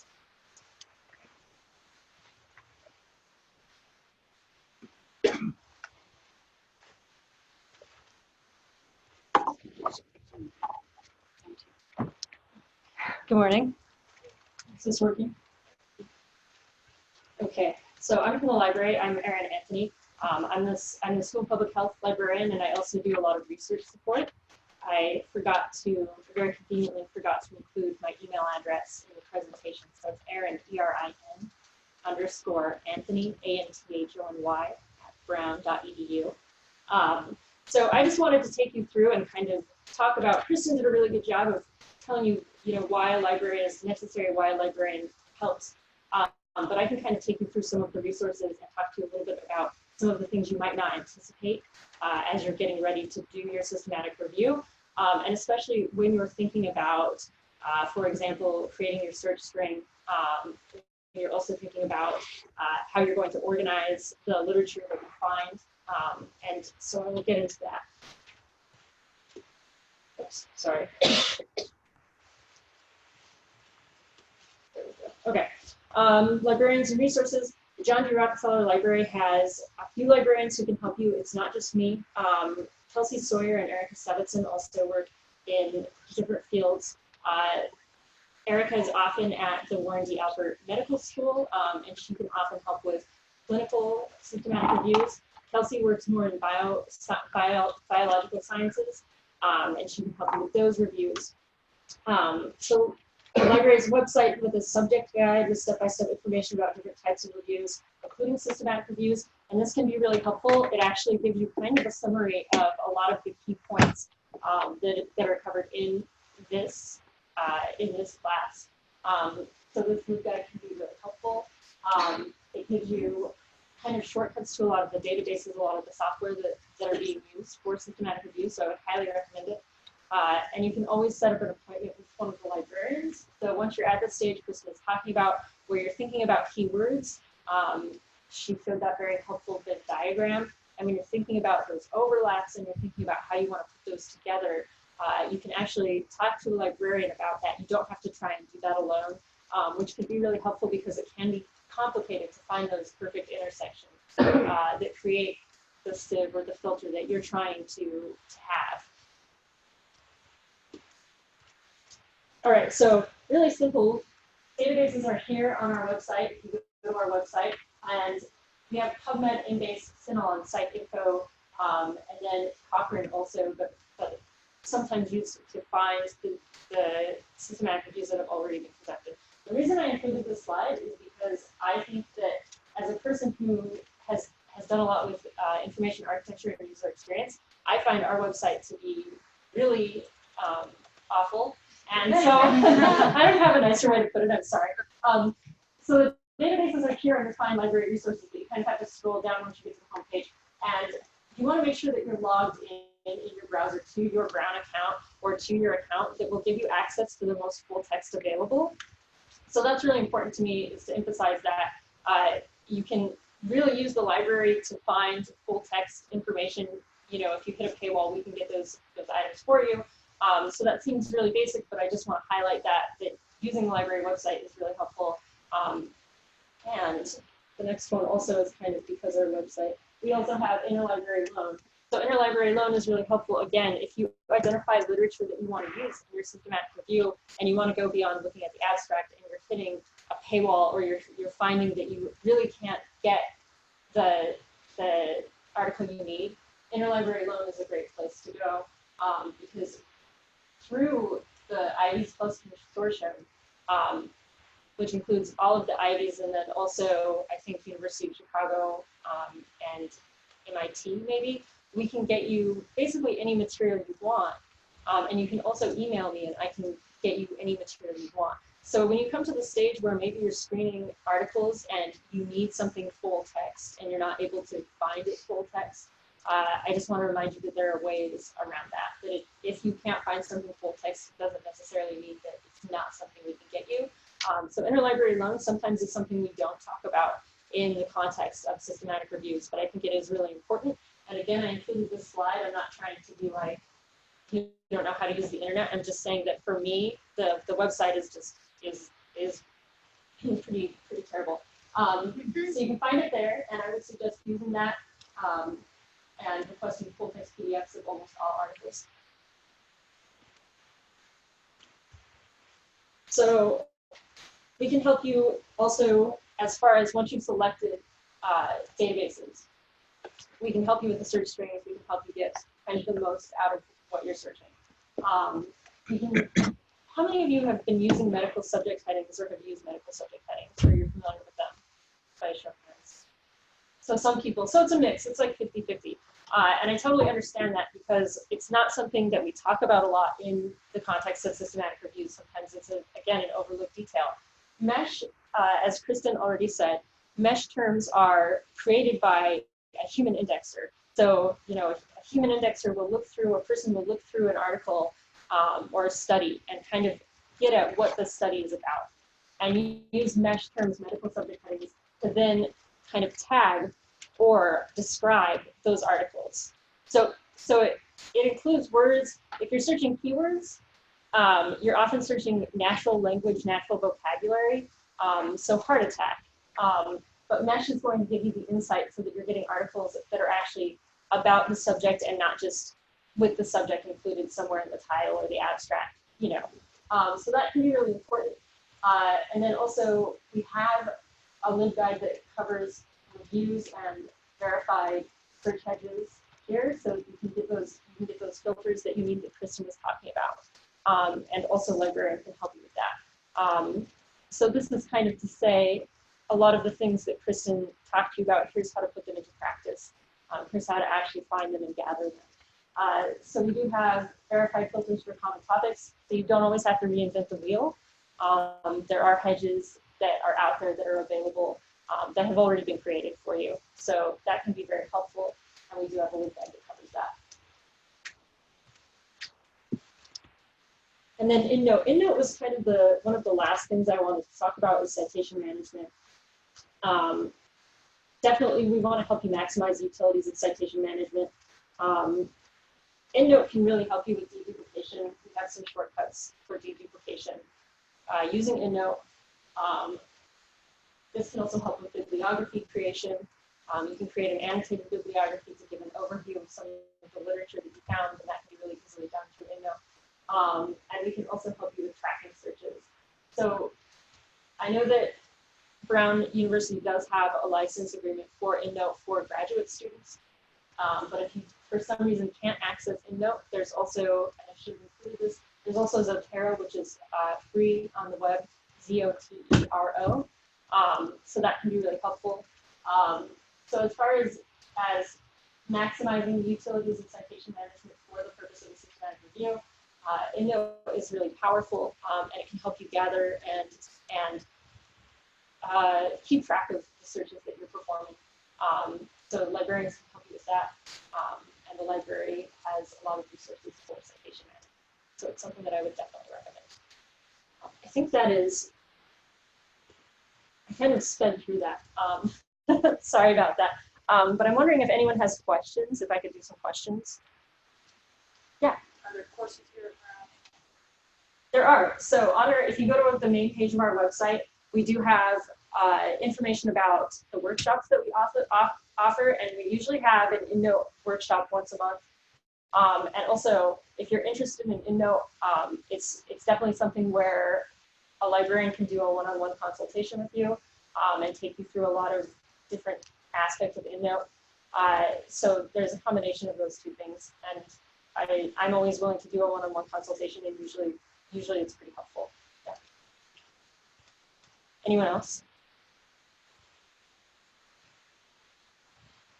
Okay, great. Not many questions today. It's kind of early. Well, excellent. So thank you. And now we'll talk about extracting data from included studies. So that will be Kristin again.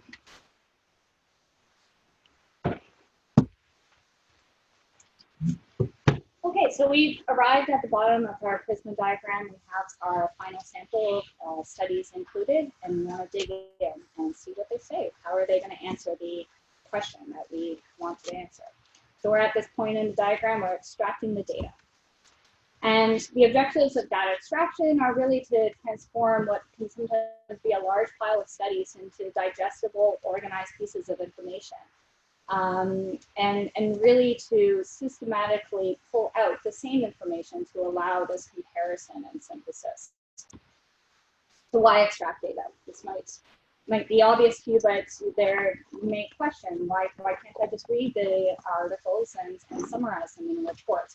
And here again is where the systematic nature of systematic reviews is crucial. It allows us to systematically pull out the same information and bring that information into tables, graphs. If we want to do a meta-analysis, this is the only way. But it really is an exercise in considering applying the same filter in your mind to consider the evidence. And then as you're pulling out and organizing these pieces of information, it really highlights where there's gaps, where there may be missing pieces of information and perhaps inconsistencies. And that will form, in addition to the evidence that you're finding, these inconsistencies and gaps and potentially poorer quality in some studies versus other, that's going to inform your conclusions as well as the actual outcomes. It's important to keep in mind, so we've talked about all the various places that you might search for studies and our sources. So we have our journal articles, our trial registries, and these different sources may have different pros and cons. They may report things in slightly different ways. And they may also report about the same study. So just something to keep in mind is how are you going to weigh these different sources of evidence to each other, particularly if you have the same, they're giving information about the same report. How will they be used to complement each other, and how will different sources be prioritized? Will you extract from the journal articles and supplement if the journal article doesn't get us the full picture, say from the clinical trial register? So just something to keep in mind and ideally articulate in your protocol. Again, just also to keep in mind is the unit of analysis. So within the systematic review, we're looking at the evidence pertaining to a question, and our unit of analysis is the study. We don't, if a study is reported multiple times, which sometimes occurs, different ways of the study has looked at a question or different parts of the question, you want to make sure that you're considering the individual study only once, especially if you're doing a main analysis. That would bias the conclusions. So you need to identify and appropriately manage the different studies. So if a single study is reported in multiple reports, you need to link to one study ID within your systematic review. If multiple studies, which sometimes happens, are reported in a single report, you need to disaggregate. So important to keep in mind. Now, what data do we want to extract? Again, we go back to our PICO. So for population, we need information about the participants of the study, both to inform how similar they are to each other, how heterogeneous. We may have had a slightly broad inclusion criteria. We want to see how comparable are these populations to each other. Also, how comparable are they to what we were hoping for in our study question? Did we really get the target population that we were trying to answer the question about, and thus how generalizable is it going to be to the target population that we're trying to inform a decision about? It also helps us ensure, if it's our RCT, we want to see how comparable the groups were at baseline, or the presence of potential confounders if it was an observational design. And sometimes we may consider that certain populational variables may impact the effect. Maybe we expect a difference within ages, or we expect a difference within sex. So we want to capture these variables in order to potentially do a subgroup or meta regression analysis to explore variation afterwards. So example variables: age, sex, demographic information, severity of the disease, comorbidities that may be existing, and the somewhat broader sense of population, the setting in which the study was delivered, as well as follow-up. Moving on, we want to consider intervention comparator, and I've grouped these together because we want to be, this is where the comparison is happening. You want to make sure that you're pulling out the same information for the intervention as you are the comparator. So often in this trial, these are referred to as arms, and studies may have two arms where they're comparing an intervention which versus a control, to active interventions, maybe several active interventions versus control. So you want to pull out the same information for these different arms. And here are just some ideas to get your brain moving about what you might want to extract depending on, in this case, these are interventions. So essentially this is the how, who, what, where. For a medical intervention, you want to look at what drugs were used, the doses, the frequency, if it's surgical, what kind of surgery, the training involved, and the anesthesia protocol, etc. Moving on to outcomes, as Ian said, these are the yardsticks that we're using to determine the effect that we want to summarize. And it's important to establish a clear, consistent approach to extracting outcome data. We do not want to be looking at the studies and looking at the outcomes and then deciding how we're going to extract. That might introduce bias, our bias of the systematic review. So we want to try and identify what are the most important outcomes up front. And that's not to say that we may not revisit that list of outcomes. We're not entirely certain what we're going to find until we go and read those studies, but we want to try and have those outcomes specified. And this is where your question comes, it bears, and your stakeholders. What are they interested in knowing?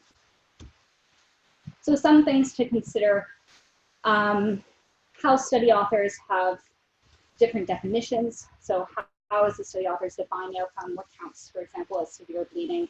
how is the outcome measured, how is the information about it collected, and a nice framework to help articulate some of these questions. It divides the outcomes into these elements. And so Ian mentioned the domain of an outcome. So that's kind of like the broad outcome. We're interested in knowing how this particular intervention affected anxiety. But there may be a specific measurement that was used to measure that domain, and a metric to measure that domain, and how is it aggregated and at what time point. So it's not to say that all studies in a review you want to extract the exact same, but you want to bear these in mind and consider, what's similar enough that you can be comparing outcomes that may vary across these elements, and what's not. So the results are the findings about these outcomes, and I'm just going to focus briefly on results that we might collect for continuous or dichotomous outcome, because these are commonly observed in our studies. So we might want to extract the number of participants at baseline, and unfortunately the number analyzed, because those may vary.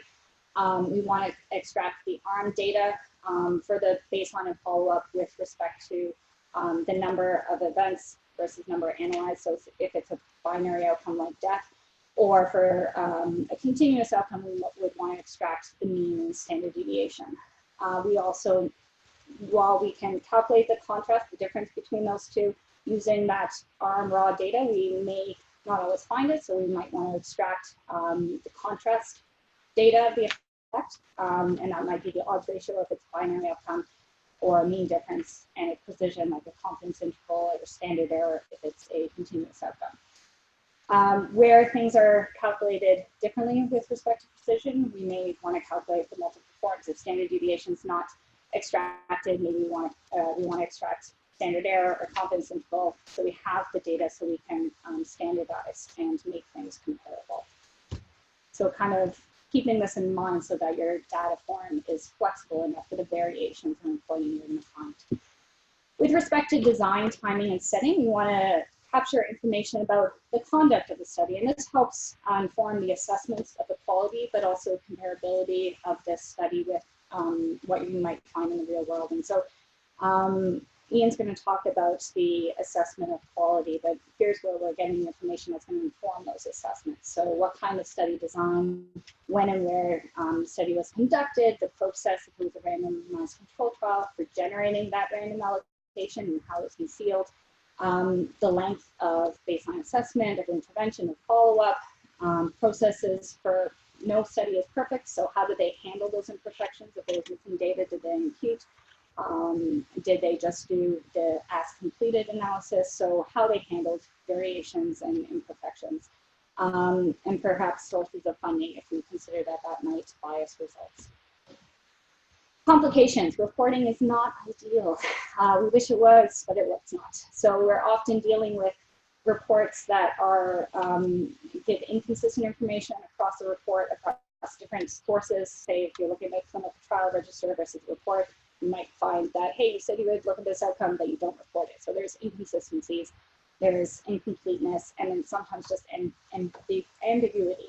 And you may need to interpret authors' intentions, make judgments, standardize numbers in order to move forward.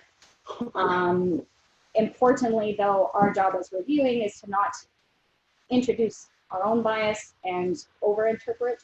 So wherever that subjectivity and choices is occurring, we need to try to do it in a consistent way, and we need to document it. So the data extraction form, there's no, as we can probably imagine, there's no systematic, like there's not going to be the same data extraction form for every systematic review, because every systematic review is going to be different and have variations of their reports that we need to try to account for.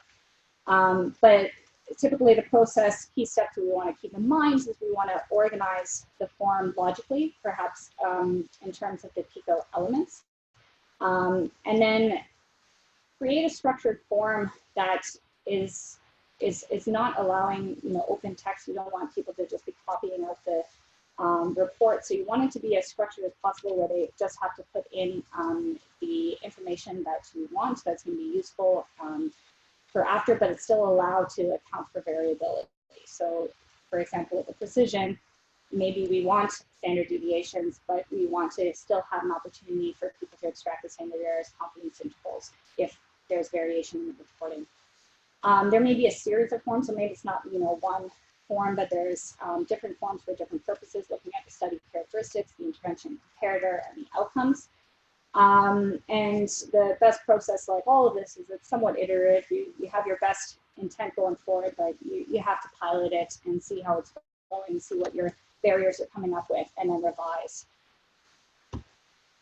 So this is where, again, the protocol is crucial. And it makes it easy for the reviewers who are extracting this to have some kind of clear guide as to what they're extracting, how it's being operationalized, explicit definitions of the variables, explicit processes for how to guide interpretations, or if there's differences of data, how to manipulate them.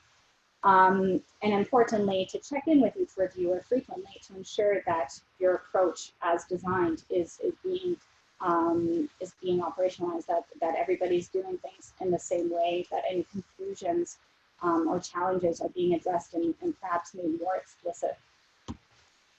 So here are some tools that you might consider for using. Paper forms are often not used, but I put there as just saying that they exist, or they once did. Electronic forms, so in Word, Excel, Google Docs, and then there's data systems such as the Systematic Review Data Repository, which was developed here, Covenants, EpiReviewer, and Distiller SR that I mentioned earlier. So I'm going to focus just briefly on SRDR and Excel as kind of to contrast the pros and cons of each. As I said, SRDR was developed here by SESH, and the idea is that it's open access, it's free, and it's meant to provide a tool that allows researchers to extract, manage, and ultimately share data. So the forms are customizable. You can search previous extraction forms and kind of draw in what you like and kind of build up them. What's helpful is that it's most helpful for large projects and managing extractions across multiple reviewers. And importantly, for storing data for future reviews for updates or potential stakeholders that want to go back and look at the data.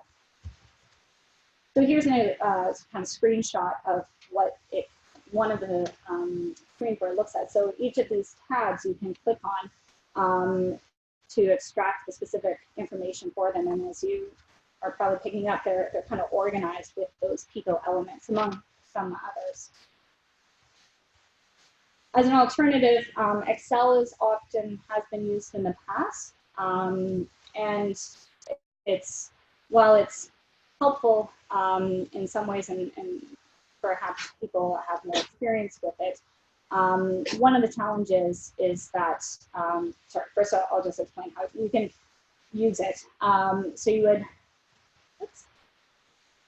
This is just kind of like a screenshot of one of the reviews I was on. So you may put the data elements within each of the sheets and then extract each study according to the row, and each of the columns is the specific variable that you're trying to extract.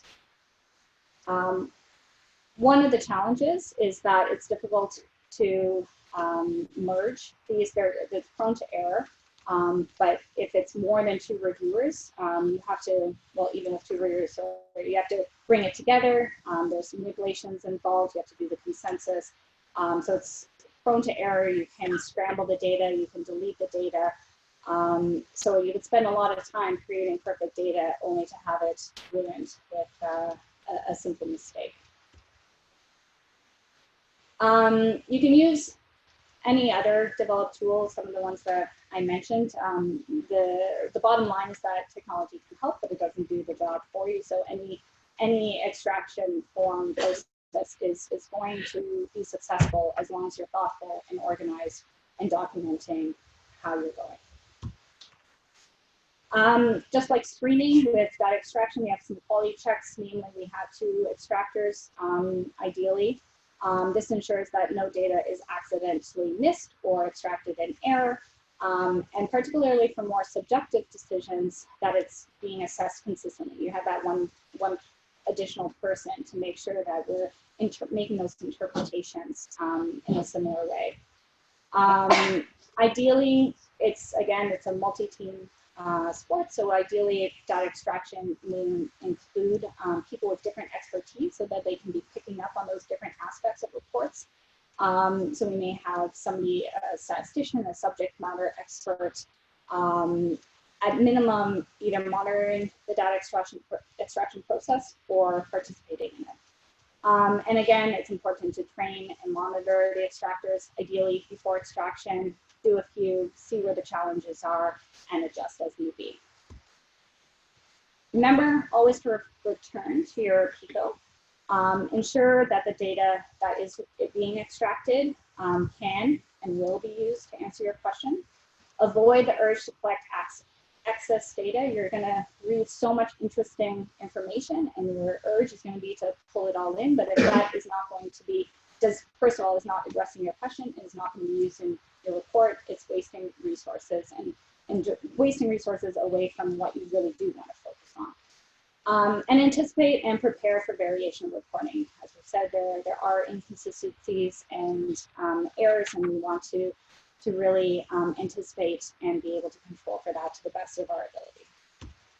So in summary, data extraction can be tedious and challenging, especially in the presence of imperfect reports, but it's so crucially important to what our findings will be. The PICO is helpful to guide the elements that we're going to extract. Redundancy to reviewers is important for quality checks, but ultimately interpretation and subjectivity are going to be unavoidable. So try to come up for mechanisms to anticipate and then report where those interpretations and subjectivity are coming in. And be persistent, comprehensive, and transparent again. Now I think we have a break, but first, are there any questions, either for this section or I know we didn't talk about searching. So I think slides can be available afterwards. the video is going to be available. Of this. Oh, okay. So you're at this point in the process where you have already extracted data, so you're at stage 1 where you do the abstracts, and you realize that maybe in your search terms you aren't as specific, you want to further modify your criteria. At what point are you not able to do that since you've already registered the study? I guess from a time period perspective, what's the return? Sorry. So the question essentially is when is the point of no return? When your question changes, so yeah, you have your question and you've done your search and you've identified that maybe this isn't perfect, and what point do you stop or change? There is no kind of, I guess the point of no return is when you've extracted the data. You can't be revisiting your search at that point. I'm hesitant to say an exact point because you can always report a protocol change. You will report your protocol on Prospero ideally, and maybe even publish it. And there's always going to be things that you come up against when you are looking at the studies, and perhaps changes in interpretation and changes that you think need to be made in consultation with your team. And those may be perfectly reasonable. So what's the expectation is that you would report those changes back into the Prospero registration, and as you report your final report, as we were going along. But ideally, that's what's so important about those initial stages of developing your question, engaging with stakeholders, doing maybe some preliminary searches, refining. That's why those parts are so crucial, because you don't want to get all the way down to the end and say, well, we should have done this differently. So it's very important to spend that upfront time in getting the question right.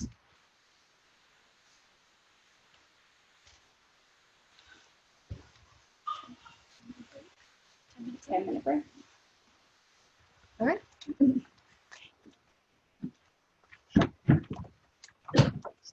Thank you for having me. This is such an incredible class.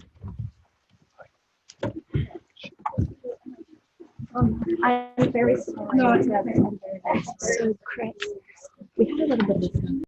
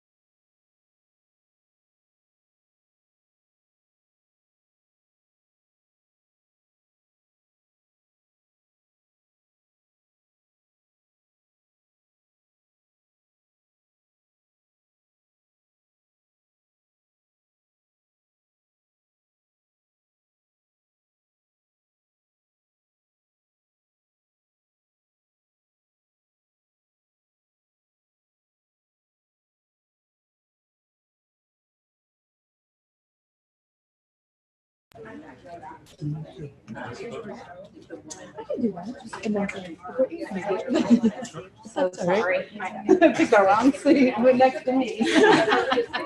All right, we're gonna get started again. Before Ian comes up, just one more housekeeping.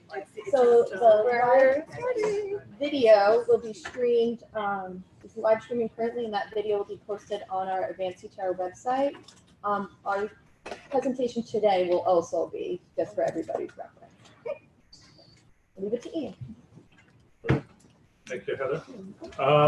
So welcome back. So we are about 5 minutes behind on time, but we'll try to catch up.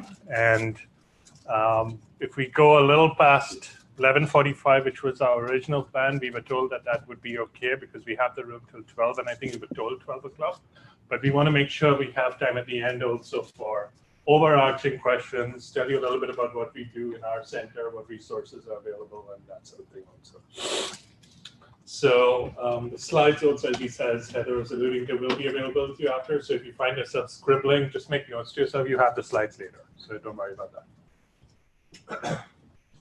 All right, so the next sort of session, which will also be quick, as is the nature of the morning, is to talk a little bit about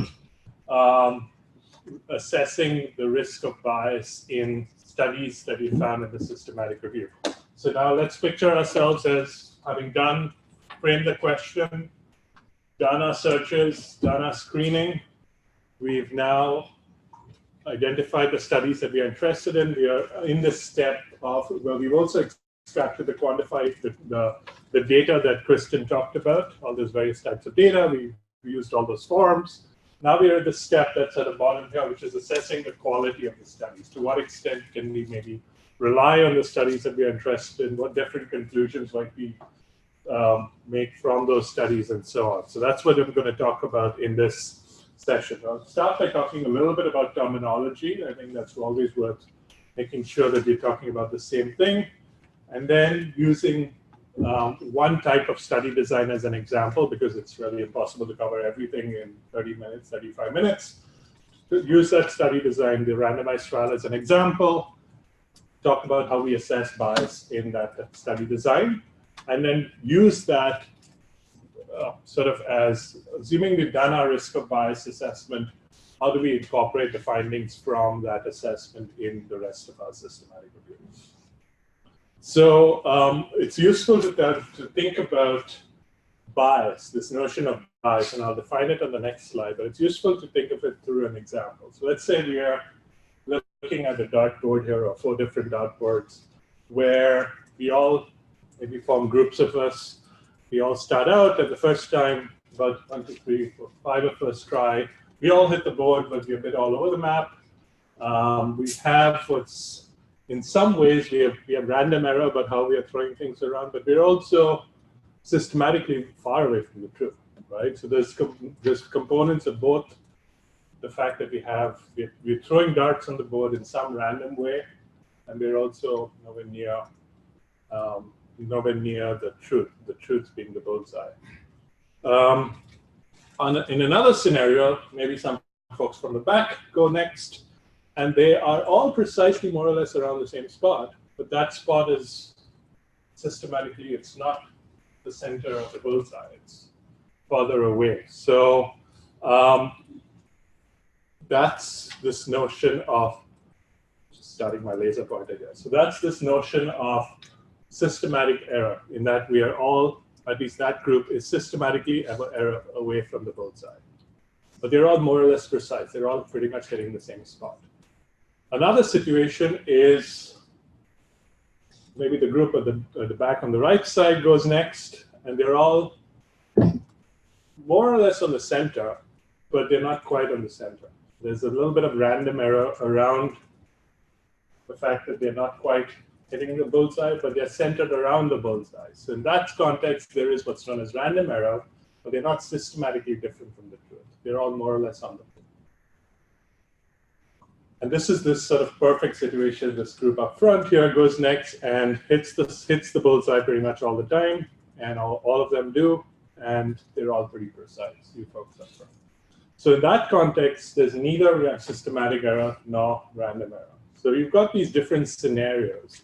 And what bias is referring to is that systematic deviation from the truth, sort of the situations of the top right scenario, where we were systematically away from the truth, as well as sort of that top left scenario. But what we are talking about in this session of this situation, let's focus on that top right situation, where the study isn't quite measuring what it's purporting to measure, the truth that it's trying to establish. And that's what we're trying to capture when we try to assess the studies for risk of bias. It's worth also talking about what we're not quite referring to. So it's not quite the same, and there's subtle differences between some of these things, between what bias is versus what imprecision is. The fact that we are not quite all getting at the same point on the dartboard isn't necessarily related to bias. It's related to the fact that we all have some random component in ourselves, and translating that into studies. The studies are not quite as big as they might have been, so there is this uncertainty around them, there's this random error around them, and that's related to this notion of imprecision. They're not quite as precise. And that's a function of the sampling variation that is across the study. This is what, when we do statistics and we calculate what's known as a confidence interval around the estimate, we try to reflect that random error. Also, a related concept is this notion of quality. And that's a hard notion to define, but in essence, it's the notion that the studies are not quite as well done, but not all the mistakes that are made in studies would lead to a systematic error from the truth. Bias can occur in well-conducted studies, or poorly conducted studies may not necessarily give you a biased estimate. So let's not quite talk about quality, although that framework slide talked about assessing quality, but we're specifically going to assess, though, as the risk of bias in the studies. Reporting is another thing that often can be confusing. We've talked a little bit already about the fact that studies may not be well reported. But that doesn't necessarily mean that the study's estimate is biased away from the truth. Or vice versa is true as well. I mean, just because a study is beautifully, well, cleanly reported doesn't mean it's unbiased. Right? So what we're getting at is this notions of bias. And we'll talk about conceptualizing bias in the next few slides. Also worth clarifying is what we're talking about in this session is assessing the biases in the individual studies. But biases in our systematic review can operate at two levels. Biases in the individual studies, as well as biases that we, as systematic reviewers, as researchers in our methods, bring to the table, or could bring to the table. That's not the focus of this session right now. We're focusing on the individual studies. But there's those that tend to be called the meta bias, right? Things that are at the meta level. All right, so with that brief sort of tour into terminology, let's now get into these notions of assessing biases in each included study. Couple of caveats. One is it's going to feel a little quick to you, and I apologize for that. I don't want to keep making the excuse, but I mean, I want to convey these notions of assessing bias, but it's tough to do that in a shorter period of time. So I apologize up front that this is going to feel a little quick to you. But you have the slides, and feel free to reach out at the end of the session, as well as email or whatever after to reach out for any questions. The other caveat is that what I'm going to exemplify here is assessment of risk of bias for one study design, for randomized trials. You assess the same kinds of biases, but you use a slightly different framework to get at them for observational studies, for cross-sectional studies that are also observational and so on. So we're going to exemplify them using a randomized trial in this session. So the first thing, if you're not going to take anything else from this session, please take this away. Avoid the use of scales or scores to try and score out of 10, out of 15, out of 20. What is the bias associated with a certain study? These have challenges. There are many scales that have been available. These, unfortunately, at least for the most part, are not supported by empirical evidence. You might use different scales and assess the same study and come to different conclusions about its various, about the bias that might exist. Numerical weighting is often arbitrary and not justified. And what does a score of 7 out of 10 really mean versus 4 out of 10 versus 8 out of 10? It's a bit arbitrary. One of the most common scales is the Haddad scale. You may have heard of it. It's spelled as J-A-D-A-D. Dr. Haddad himself came out 10 years later and said, please don't use my score. And most, you can use it then to look at what the elements were, but don't use it as a score. So what really should you do then instead, right? I mean, you've got to do something to assess the risk of bias in the studies. What we recommend is a domain-based approach. And I'll talk to you about what that means. So an example of that is the Cochrane risk of bias tool. Again, we're using the randomized trials as an example.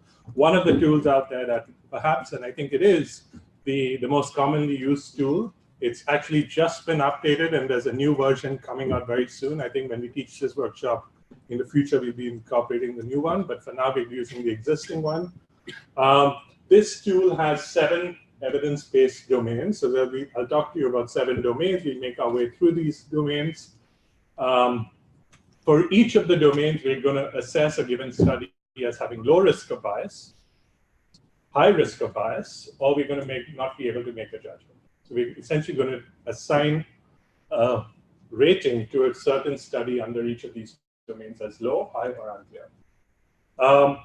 But we're not going to arbitrarily do it. We're going to use a certain framework under which we'll do it. We're going to read carefully the studies and make those determinations. And we're going to be as transparent as we can. So we're going to provide our assessments, but we're also going to provide evidence or quotes from the paper to justify those assessments, just so we can provide our explanation so that the reader can say, okay, here's why they arrived at the conclusion that this study was low risk of bias as far as this domain was concerned.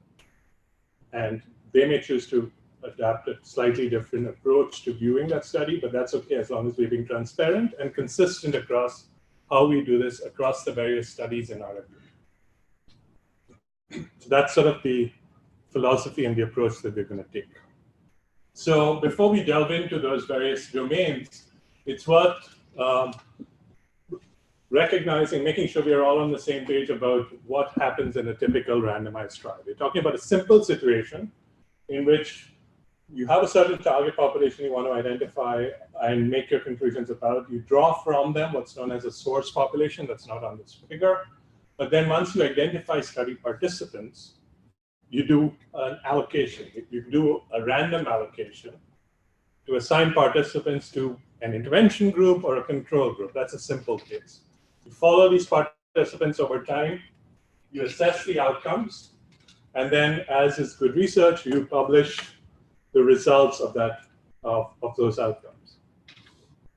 This is a simple case. There's various variations on the theme in randomized trials, such as crossover designs, factorial designs. We're not talking about any of that right now. Keeping it simple. All right. Along the way in this process, sadly, various types of biases can creep in these studies. You may have heard of some of these terms called selection bias, performance bias, detection bias, attrition bias, reporting bias. Those sort of middle 3 ones, the performance, detection, and attrition, tend to be clubbed under, you may have heard of the term information bias. You see a few heads nodding. So along the way, we're going to make our way through this figure and talk about the various types of biases and how we assess those using that Cochrane risk of bias tool. We're going to do those assessments. As I said, there are 7 domains. Here are the 7 domains we're going to assess. So you're going to assess sequence generation. You're going to assess allocation concealment, masking or blinding of participants, and personnel, masking or blinding of outcome assessors, incomplete outcome data, selective reporting, and other bias. All right, let's start with that first one. Let's talk about selection bias and the sort of domains that we assess to get at whether there was a risk of selection bias in a given study. That's what we're trying to address.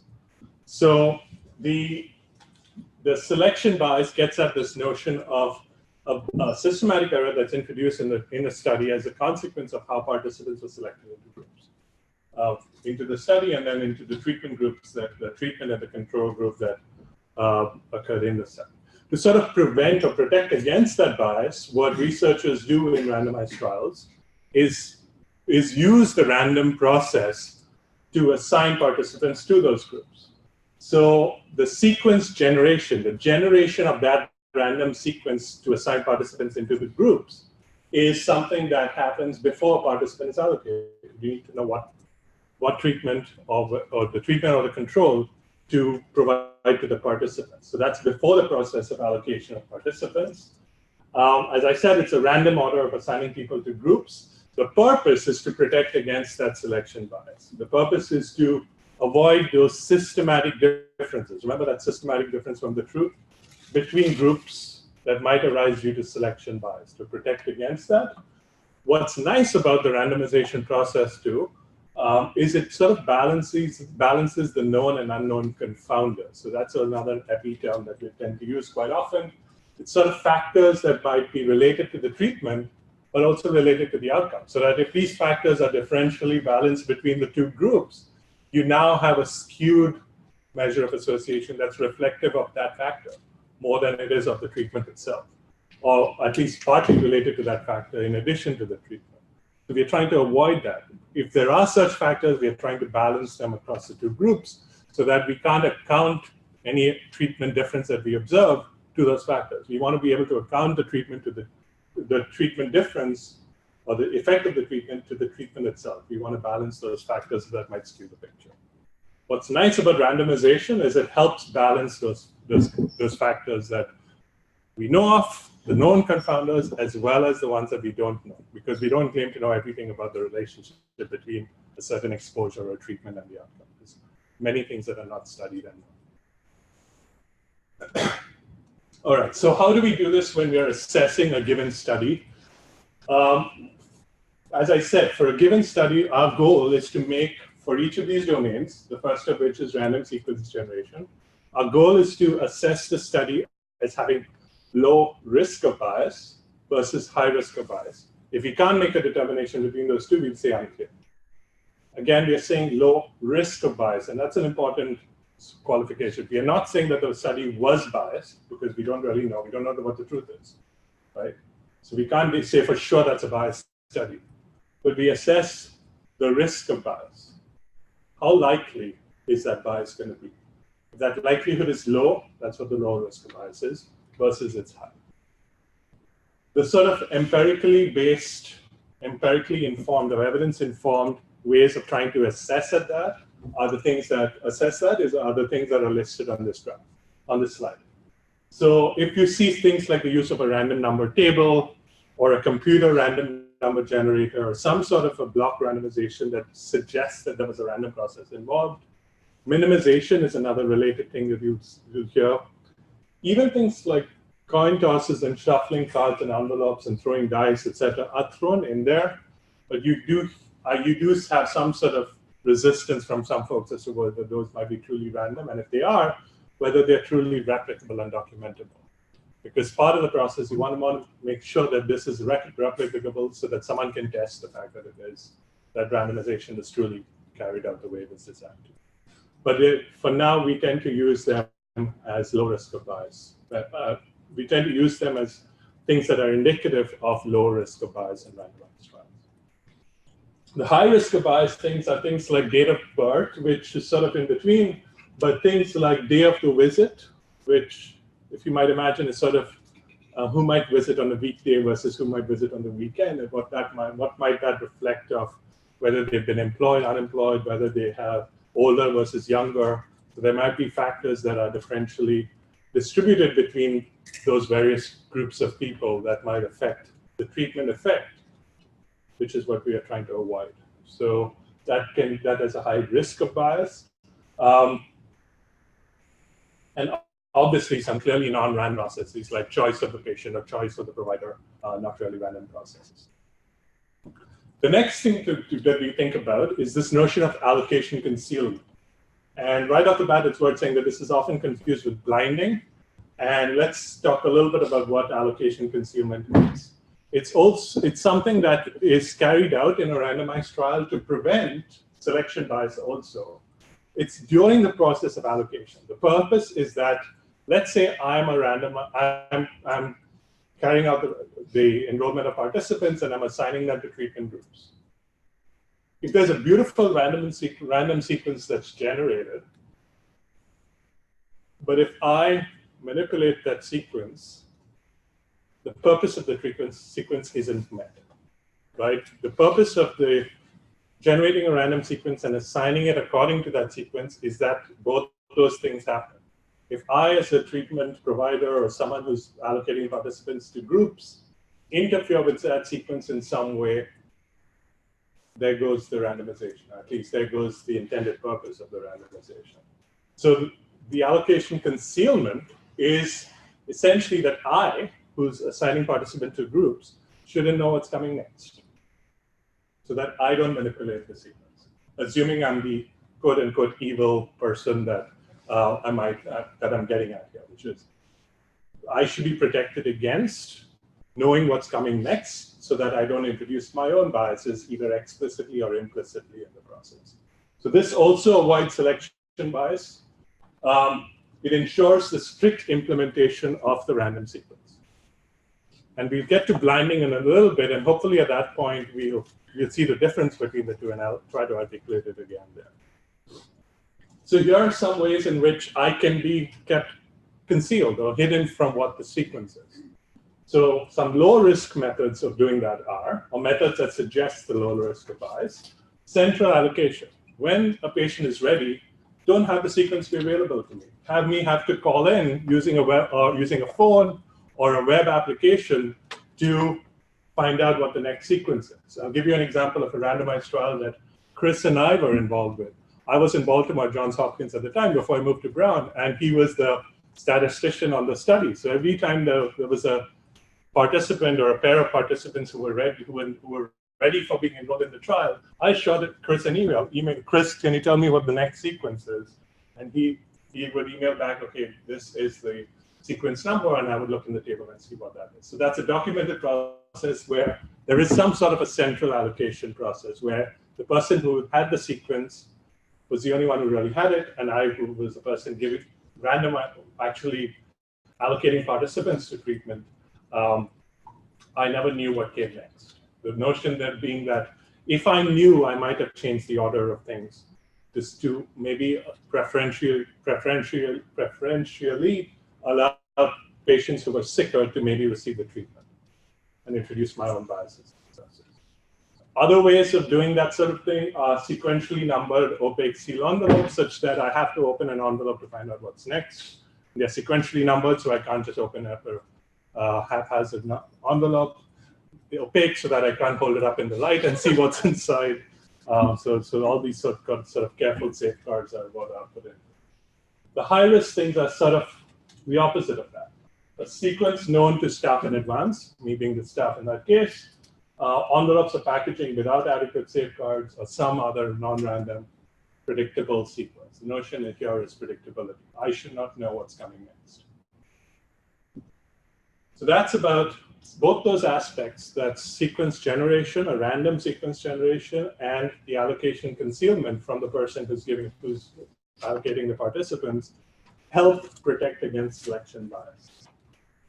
The next sort of bias that we're going to talk about is performance bias. Here we're going to look at the blinding of participants.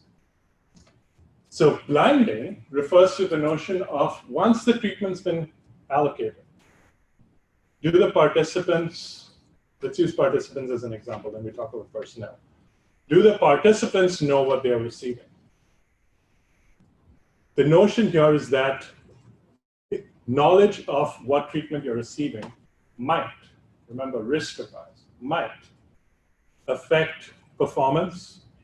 For example, if I'm a participant who feels ill, which is why I'm enrolling in the study, let's say I've been assigned, if I knew I'm assigned to a placebo, I might, out of human nature, go and try to do the best I can outside of the trial to to feel better, try to get treatments from elsewhere, maybe exercise more if it's a weight loss trial and the drug is for evaluating weight loss. The problems, I mean, good for me, maybe I'll feel better. The problems there is the fidelity of the treatment experiment is sort of compromised, right? Because now the treatment, the comparison group isn't truly a placebo group, at least using me as an example. I'm not truly receiving a placebo. I'm receiving some mixture of some treatment and placebo. So therefore, quantifying the treatment effect between a treatment X and placebo is now not quite, it's a bit biased. It's not quite what I was trying to measure. So that's the blinding. Once the treatment's been provided, participant, in my case, in that example, should not know what treatment's been received. This is not always possible. That's the whole separate situation. I mean, if the intervention typically is surgery versus medical treatment, I'm likely to know that I had a surgery, right? So it's not always possible, but it's encouraged if it is. So the purpose is to avoid what's known as performance bias. And I gave the example of participants, but even the personnel, there's no reason really they need to know, unless of course it's surgery versus medicine. I need to know that to do a surgery. I need to know what surgery to do if I'm the surgeon. But drug X versus drug Y, if those two can be made to look very similar. The placebo can be made to look like the drug.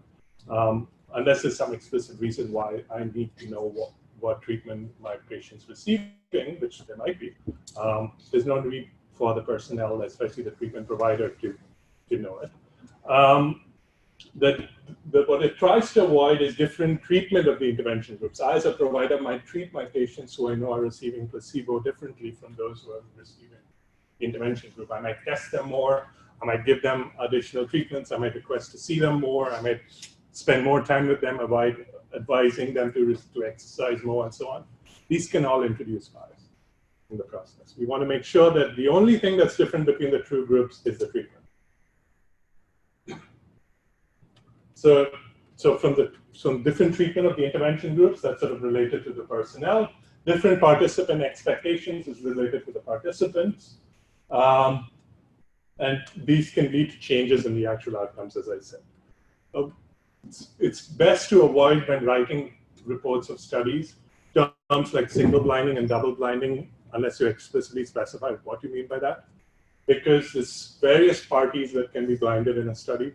There's participants, there's providers, there's outcome assessors, like research assistants, if you have them assessing the outcomes, data analysts, statisticians who could still do an analysis. One might argue as to the value in that, but could still do an analysis that's blinded, that you don't know what A and B groups are. Some things to think about here is there value in, I mean, is it likely that the blinding is broken, right? I mean, you may intend for the blinding to be there, but if it's not, I mean, if it might have been broken, that might compromise the effort also. And if it is not feasible, like the surgery versus the medical trial, consider whether that has an impact or not. It may not, and that might depend on the outcomes you're looking at. So some of the low risk of bias and high risk of bias things that we look at here are, and this is going to be true also when we look at blinding of outcome assessors, blinding is present and it's unlikely that it could have been broken. And some of this is hard, especially that second aspect of it can be hard to evaluate. Or if there is no blinding or there is incomplete blinding, but the outcome that you're looking at isn't really going to be affected. For example, maybe mortality. Maybe it doesn't really matter whether you're blinded or not when it's such a hard outcome, right? But there might be outcomes where it does matter. And sort of the flip of that is high risk of bias. So I'm going to go through this one a little quickly because it's along the same lines, blinding of the outcome assessor. The purpose here is to avoid what's known as detection bias. If I'm assessing a certain patient, I'm the outcome assessor, and I'm trying to evaluate whether the severity of a certain symptom, right? If I know that a patient is receiving a placebo, I might dig deeper, and if they tell me, no, I don't really have any headache, I might dig deeper and I say, are you sure you're not having any headache? In my mind, my thought process there is that I know that this treatment is supposed to improve headache, and this person is on placebo, so they should have headache. Let me dig deeper and find that out. So I might assess my outcome a little differently and introduce what's known as detection bias in the process. And that's what this is intended to avoid, is blinding of the outcome assessors. Again, we think carefully, is it likely that the blinding is broken or was broken? it's important to note that outcome assessors can still be blinded even though the other parties weren't. For example, if it's a surgery versus a medical trial, if the outcome assessor is someone evaluating follow-up outcomes 3 months down the road, they can still be blinded. There's no reason they need to know at that point who received treatment and who received surgery and who received the placebo, the medicine. The sort of things that we look for outcome assessor bias, I'm not going to spend time on this slide, but in essence, it's the same thing. We look for low risk of bias, high risk of bias. We look for whether the blinding was done, and if it was done, whether it could have been likely not to have been broken, and the outcome, the flip side of that is high risk of bias. The next thing down the road, so we are making our way down sort of the types of bias. We talked about selection bias, performance bias, and detection bias. The next sort of thing we think about is this notion of attrition bias. And that's related to loss of participants from the true treatment groups, or the attrition. So the thing, the domain that we assess is the incomplete, or the completeness or the incompleteness of the outcome data. So this is domain number 5. We quickly made our way to 5 of 7. We sort of are flagged to look at this when complete data of participants are not available. We start to dig deeper and look for the potential for attrition bias. Some things that we think about in this context are how much data are missing from each group. A common question that comes up in this context is how much is too much. There is no clean answer to that. I mean, I wish I could tell you, yes, look for this. If you lose more than X% of participants from each group, assess it as low risk of bias. We tend to use heuristics and sort of arbitrary thresholds, but these aren't cleanly based on good evidence in terms of what's a good threshold. Things to be thinking about is what were the reasons for missingness between the two groups? Was the missingness accounted for in some sort of a rigorous way, maybe doing multiple imputations or some other method that sort of makes sure that you in a rigorous fashion sort of impute data for the missing participants that accounts for certain distributions of certain variables. Sort of, I don't want to get too much into that, but there are ways to sort of get at imputation of missing data, but you're still stuck with the challenge. If there's a large amount of missing data, some of those methods can fall short. So how much data were analyzed, what was some of the patterns in the missingness of the data, and what was done to address some of those, some of that missing. So low risk of bias, either if there's no missing data, which is great, or if there's very, very little missing data, and we think that the missing data is not related to the outcome, or the missingness is sort of balanced between the two groups, and I use the word sort of carefully because it's sometimes a judgment call, but it's often a thoughtful process that we need to make sure that we are doing this carefully. Or we think that the proportion of missingness is not likely to have a clinically relevant effect. What we are essentially worried about is if, for example, if we think that the treatment causes certain harms, and we see a large amount of missing data in the treatment group, meaning that the study lost a lot of participants in the treatment group, we are now worried, did those people leave because maybe they didn't fare well on the treatment? So not having that data, we are missing out on that piece of that picture. On the flip side of that, maybe they did so well in the treatment, they felt good enough. They felt that I don't really need to be part of this trial anymore. I'm good. So there we are going to miss out on the picture that the treatment really works. So now we might have a biased picture if you only look at what's left behind, and we may base our conclusions on that. So, and sort of the flip again of the low risk of bias is what we would result, what might lead us to assess the study as having a high risk of bias. All right, so the next thing on the list, what we look at is selective reporting. And this is related to this notion of, do we have the outcomes that we need? Do we have all the data that we need in order to make our conclusions? It's related to this umbrella sort of term called as reporting biases.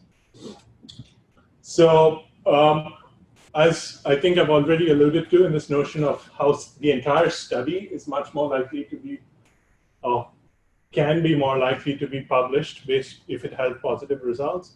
Also consider the fact that even though the study is published, not all of its outcomes might be reported.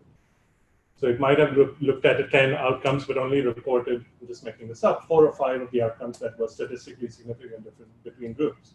So therefore, across the board in your systematic review, you're now looking, all you're seeing are, not all you're seeing, but a large proportion of the outcomes that you're seeing are the ones that are statistically significant.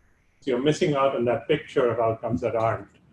And that can be problematic. So for a given study level, we look to see whether the outcomes that were specified in the protocol, if we have access to the protocol, were reported in the results section of the paper. Failing that, we look at the method section of the paper and compare that with the protocol, with the caveat that they could have changed the method. But the protocol is sort of the best place to go. So for clinical trials, which is what we're talking about here, there are registries that we can go to. Clinicaltrials.gov is one of them, where we can see what were the outcomes that they said they were going to measure when they registered the trial, in theory, before they randomized the first participant. Do we have data on all those outcomes? So that's something we can assess as part of this process. So as I said, refer to the study protocol or the trial register. So things here are the things that sort of we make an assessment here about low risk of bias is that some sort of a document is available, like a protocol, and all the pre-specified outcomes of interest to the review were reported in the way that was pre-specified, irrespective of direction. The fact that they are reported is what we're getting at. But the second one makes me a little uncomfortable, but the protocol is not available, but all the expected outcomes of interest are reported. That can be hard to expectation of whose expectation. Is it mine, or is it the researchers, or is it someone else's? Unclear risk. Sad. I think increasingly many studies we are able to go either low or high risk, but traditionally with poorer access to protocols and predefined methods and registries, we were not able to make as good judgments about reporting bias. Increasingly, we are being able to make these judgments. The high risk of bias outcomes, sort of the flip of that again, that are reported, not all of them are reported as specified, or they're reported incompletely, right? So just saying a p-value is greater than 0.05 isn't enough information to make for anything. As Chris will talk to you later about meta-analysis, you can't do anything with just a p-value of 0.05. You need an estimate, at least. You could back calculate from the p-value and get to the confidence interval and get out the standard error. But you need some sort of a treatment effect. You need uncertainty estimates around the treatment effect in order to make confidence. And then that last domain is sort of like an umbrella, miscellaneous hodgepodge list of things. It allows, in essence, it's designed to allow the systematic reviewer to put other things that they're concerned about introducing bias. There must be a clear reason, though, for each of these things as to why this factor may cause bias. Things like, and this is coming back to those terms that they started with, avoid putting things like imprecision, diversity, funding. The question that often comes up is just because a study is funded through industry, does that mean should that be a bias? That isn't necessarily a bias. Funding itself in and of itself doesn't cause bias. Those biases that you're worried about may play out in those previous things that we talked about, maybe insufficient reporting or things that one might be worried about. But just funding by industry or just funding by certain source does not mean a study is biased. They're beautifully well done studies that have come out of these various sources as well.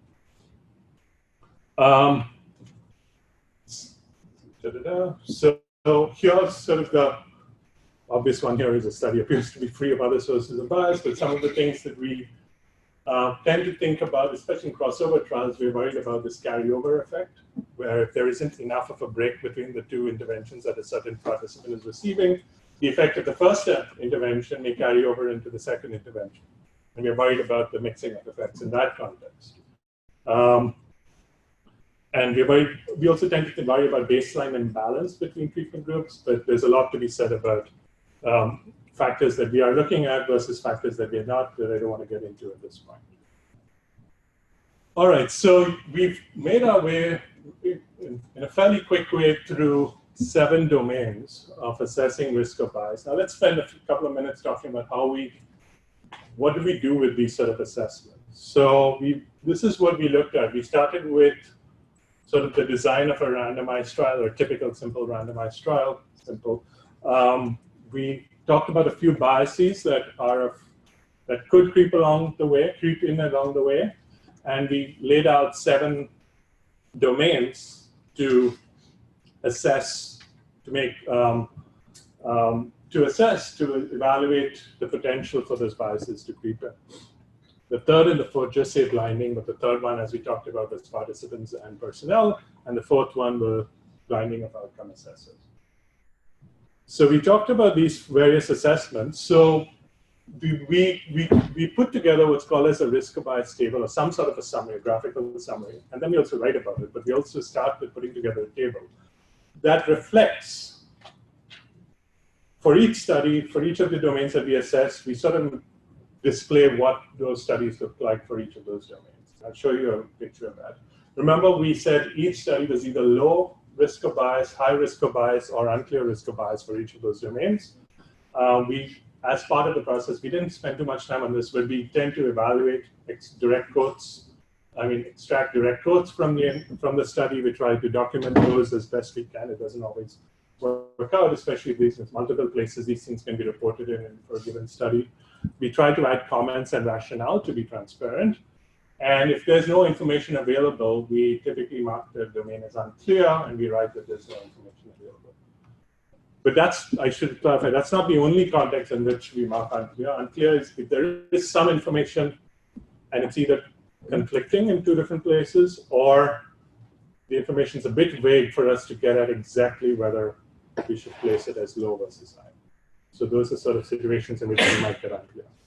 So here's one example of a plot. It's, as I think you might appreciate, it's called a traffic light plot. So I think Cochrane was the first group that came up with this sort of a simple, clear depiction. So essentially what you're looking at, the rows are studies. So you have Amore Coffea 2000, sort of made up, Deliciosa 2004 in the rows, and in the columns you have those domains that we talked about. So if you slant your head, I know it's really small, but random sequence generation is the first one, allocation concealment is the second, and so on in the columns. The purpose here is to just allow the reader to look at the various studies and look across the rows if you're interested in a given study, and then across the column, down a column if you are interested in a given domain, to make some sort of a domain-based or study-based assessment of the risk of bias across the studies. The green suggests low risk of bias, meaning that we are not worried about that study for that domain. The red is high risk of bias, the red minuses, suggesting that there was a high risk of bias for that study, for that domain. The yellow is the unclear. Sometimes you'll see blank spaces, it just means it's not applicable. But in essence, some of the things you can sort of see here are that blinding of participants and personnel, there's a lot of yellow question marks if you look down that column. It's suggesting that there isn't much information about blinding in these studies, at least in the reports of these studies. Whereas if you look out across the rows, one thing that probably strikes you is that the Ulalaza study, the second from the bottom, is mostly green, suggesting that that looked pretty good. But this allows you, instead of coming up with an arbitrary score of 7 out of 8, 7 greens out of 8, instead of coming up with like the score problem that I talked about earlier, you can look at the domain you think is important and look across the studies and summarize that accordingly. Another way of presenting that information is through a graph, where you simply plot the proportion of studies that were low, high, or unclear in terms of each domain. So you have, in this case, each of the domains now is in the row of this graph, and the amount of green is proportional to the number of studies. It's exactly the same as the proportion of studies that had low risk of bias, unclear risk of bias, and high. Again, the whites are not applicable. So that's how you might display it. How might you incorporate it in the review in terms of your writing, in terms of your analysis? We always first make sure we describe it narratively, summarize what we're seeing in the figures. One approach, and there are a few options that you might choose from. it's best to come up with your option before you see the studies, so that you're not picking and choosing studies and picking and choosing your option based on the studies you might want to include, and doing that in a potentially biased, arbitrary way. But to base one option is to restrict your primary analysis to those at low risk of bias. And you might choose certain domains you might focus on to determine whether a study is low risk of bias or not. Granted, that's a bit of an arbitrary decision, right? It's generally been shown that among those 7 domains, and this has empirically been shown, the one that tends to matter the most, does anyone want to guess which one matters the most in terms of impacting the results? We talked about sequence generation, allocation concealment, blinding of participants, blinding of outcome assessors, attrition bias, and other. I thought I heard someone say something. Incomplete reporting. Incomplete reporting, okay. That's one guess. Okay. I mean, some of this is arbitrary, right? I mean, how much of an impact is comparative? Actually, it turns out that allocation concealment, at least for randomized trials, is one another empirically. But reporting itself can be a big problem too. And that, because if you're not looking at the outcomes you're interested in some ways, I think that empirical assessment is sort of based on a complete reporting of outcomes. I'm going to need to go back and check on that. Another set of things that you could do is say, okay, I don't want to not do my analysis based on these studies. I'm going to include them, but I'm going to do what's called as a sensitivity analysis. If there's a certain factor, let's say it's reporting, that I'm really worried about, and I think that might drive my results too much, I can do what's known as a sensitivity analysis. For the studies that I'm worried about the reporting, or for the studies that I'm worried about the allocation concealment, I'm going to drop them for my analysis and see what happens to my results. Do they change one way or the other? Are they sensitive to the assumptions that I'm making? Or are they sensitive to the decision of whether I should include them or not based on their potential risk of that? So that's what's known as a sensitivity analysis. I can drop a study or a set of studies out of the analysis and see what happens to it. Another way to go about it is do what's known as a subgroup analysis. I know I'm jumping the gun ahead to a little bit of what Chris is going to talk about, but if I'm doing a meta-analysis of like 20 studies, and I think that 6 of them I was worried about their allocation concealment, and 14 of them I was okay with, I might do a separate analysis for the 6 and a separate analysis for the 14 and see how different those estimates are. So that might give me a clue as to the impact of bias, of the selection bias that might have resulted from the lack of adequate allocation concealment.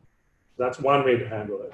Another way to look at this issue is to do what's known as a meta-regression, which is a regression, but instead of the regression of a certain outcome and a certain exposure at the level of the study, at the level of a participant, it's at the level of the study.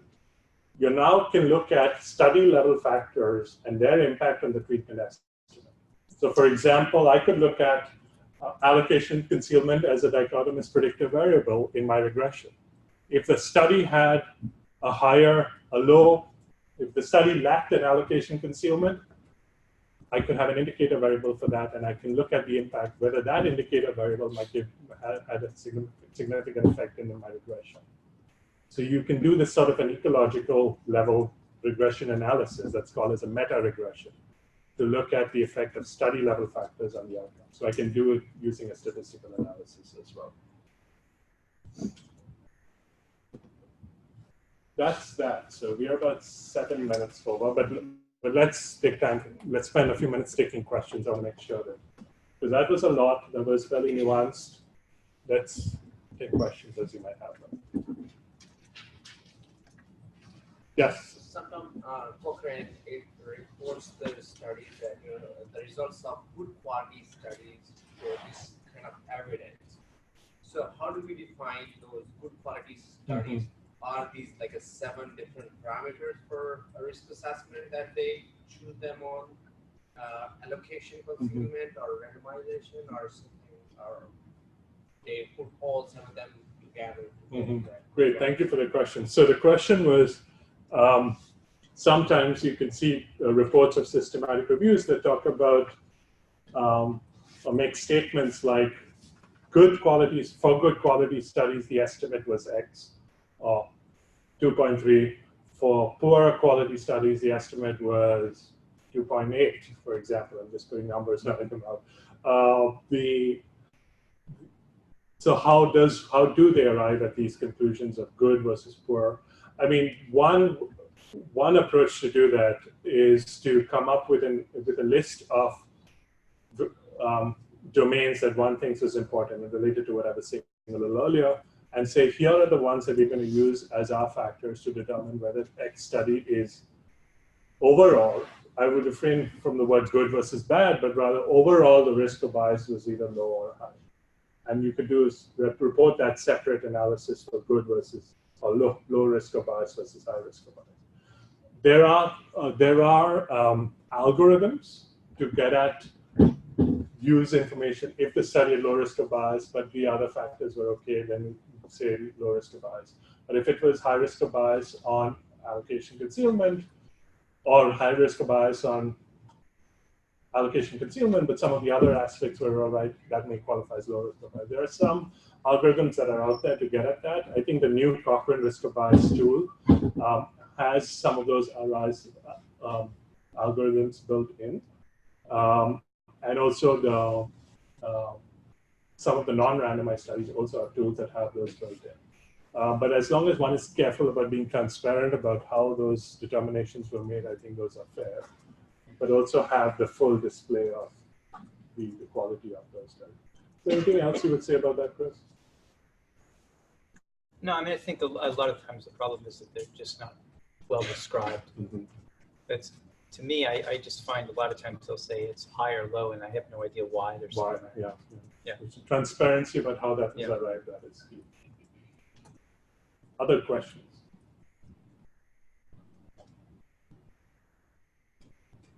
All right, so then let's wrap that up. So now next is Chris, who's going to talk about meta-analysis combining results from multiple studies. So it's 11:10. Yeah, well, might go closer to 12 than we thought.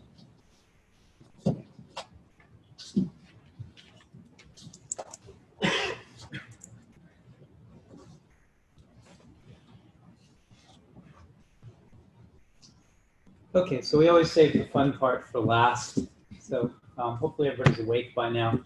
I'm going to give you a really quick overview here of the statistics behind systematic reviews, what Ian described earlier as meta-analysis. There's a huge literature on this. You know, in statistics, if you check through the journals, the major journals, there's usually one paper every issue on meta-analysis of some kind. It's a huge cottage industry. Some of the papers are very practical, others are very theoretical. What I'm going to try to do is just give you an overview here of what are some of the things to think about. And as I said at the beginning, this is only the first of potentially several of these types of sessions. So, you know, in your comments, if there's certain things you'd like to hear more about, we can certainly set up additional reviews. And meta-analysis is one where we probably want some more depth, or at least some of you may.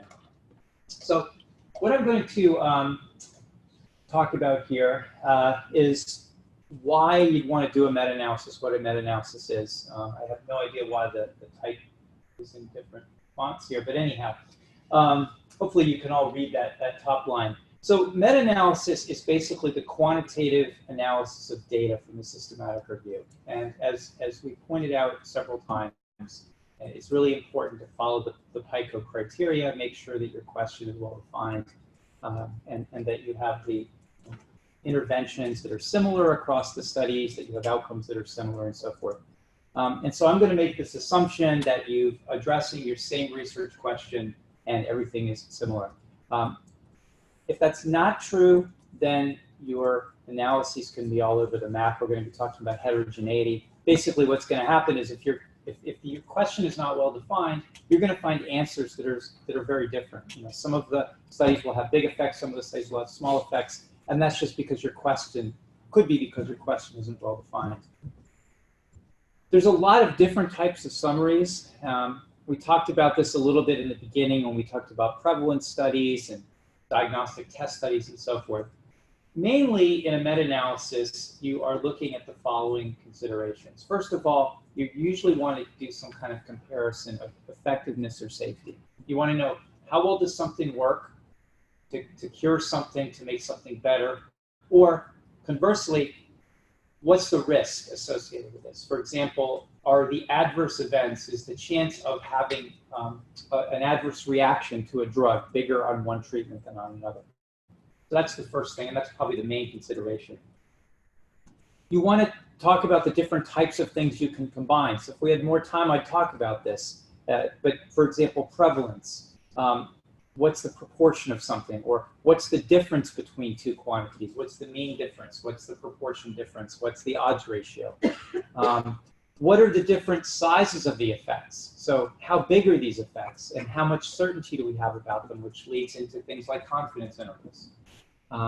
And we can use various types of statistical tests and associations to look at that. Another big reason why we do meta-analysis is a lot of times we'll have studies which are very small in and of themselves. And so when you look at the individual studies, they come to conclusions like there was no effect or there's not enough evidence for an effect. In other words, there was not enough power in those studies. The sizes were too small. Now that may be because the studies were just under-sourced in terms of resources, or it could be because the investigators just didn't know at the time they were doing the study that they needed more participants. By combining things in a meta-analysis, you can get more power because now you've got bigger sample sizes, but you have to take into account the fact that these are different studies. Another advantage of meta-analysis is because you're looking at studies across different types of settings, different types of populations, different types of designs. You'll have heterogeneity, and you may be able to find out, you know, this intervention works in this setting, but it doesn't work in that setting. So we can explore that. We can also look at potential biases. Ian's just given you a nice overview of the types of biases, and he mentioned some of the techniques like meta-regression, which we'll be talking about, that you could use to address those. So we could look at this effect is big in this type of study, but we might have a potential for a bias there. And we know, for example, from empirical evidence that studies which are poorly designed oftentimes show bigger effects than studies which have less bias. And then finally, what are the research gaps, right? We're doing a systematic review of the literature. What exactly do we know about that literature? We might find, for example, once we do the systematic review, that there's no studies out there that looked at a particular part of the population. Early cardiovascular studies back in the 1960s and 70s, when they were systematically reviewed in the 1980s, it was found that there were very few women in many of those studies. So it was a large gap in the literature that most of the cardiovascular diseases and the treatments were being studied on men. And so we didn't really know whether they worked on women. And so we continually find gaps like that in the literature. Children are not studied, or we don't have these studies in certain parts of the world, or we don't have any studies with people with these types of characteristics. And so that can point to a need for future studies. So these are all things that meta-analysis and systematic reviews can be helpful for. Now, meta-analysis, as we pointed out earlier, is not always appropriate. So when would you not want to do a meta-analysis? Well, for example, there are too few studies. The sample size in a meta-analysis is the number of studies. If you've only got 2 studies, there's very little you can do. You can take an average, but an average of 2 things is not going to be very useful. The studies are too dissimilar. So you may find out from your overview that, you know, I've got 5 randomized studies, but I've got 7 non-randomized studies, and I don't want to put those together. There can be different outcomes and different scales reported. You might be studying depression, and one study uses the Beck Depression Scale, another uses the Hamilton Depression Scale, something else uses the SF-36 scale. These are different scales, and you might feel that they're not comparable, and you don't want to put them together. You don't have any way of really knowing how well they fit. Another reason would be that the studies are too methodologically diverse. So some are randomized, some are observational. Some use case-controlled, designs, others use cohort designs. Some use high doses, some use low doses. You may not feel that those can be combined together. Another reason why is that there can be changes over time. So studies that were done in the 1980s have a very different standard of care than studies that are done now. So the usual treatment comparison group may have changed quite a bit. And so they may no longer be comparable. Saying that something is compared to usual care may mean something that's very different. In fact, you may actually have several different treatments now to compare, which gets into network meta-analysis, because usual care back in the 1980s used one treatment and usual care now uses 3 treatments. And so those are very different comparisons. And finally, the focus may not really be quantitative, right? It could be on the review or critique of a theory, or it could be looking at a program evaluation, or what are the different types of measurements that are used. That's important to review systematically, but it may not be something that you can combine statistically. So in those cases, what do? Well, you can just summarize the studies individually, right? You can, instead of putting together and computing an average, you can list out what are the characteristics of the studies and just provide those in a table and as an overview, and then comment on them in the text. So I'm not going to say much more about that. As I said, we will have probably a symposium later in the year on qualitative analysis, and we can certainly get into these sorts of issues in those in that kind of a treatment. I'm going to focus here on the meta-analysis. Okay, so the first thing is, what do we actually want to combine? So depends on what kind of data you have. If you have categorical outcomes or binary outcomes like mortality, yes or no, you might look at things like proportions or odds ratios, risk differences. If it's continuous data, you might be looking at things like means. You might be combining correlations. You might be combining mean differences, standardized mean differences. With more time, we can talk about those. I'm just going to hope that people have a general concept of what those are. Don't worry too much about the details. If the event is a time to something happens, you might be looking at things like survival probabilities or hazard ratios. If there are counts, you can look at things like incidence rates. If it's a diagnostic test, you might look at things like sensitivity and specificity. So these are all things that have been and can be combined in a meta-analysis. The other big distinction is between whether the data are randomized or observational. So the problem with observational data is typically we have confounding, meaning that we don't know that the groups were equal at baseline. So if I'm comparing a treatment group and a control group, but I don't have randomization, the control group might be systematically sicker than the treatment group. And so I need to do some sort of adjustment for that. Every study might have done a different type of adjustment. So how do I combine those results? And typically we want to combine adjusted results. But again, I'm not going to get into the details. I just want you to keep that in mind, that with randomized data, we don't have that problem. And then the second distinction is between whether the data are at the summary level or at the individual level. So we mentioned this again earlier today.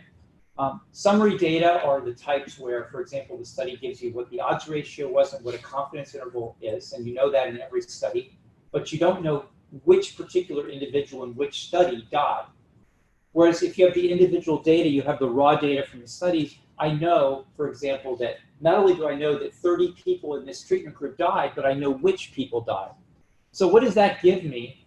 Well, what that gives me is the ability to do many more analyses. So for example, I can clean the data better because I have the data. I can know whether there are problems with missing data. But I also will be able to answer many more questions. Like I can look at subgroup analyses. I can say, well, are the people who died more likely men than women?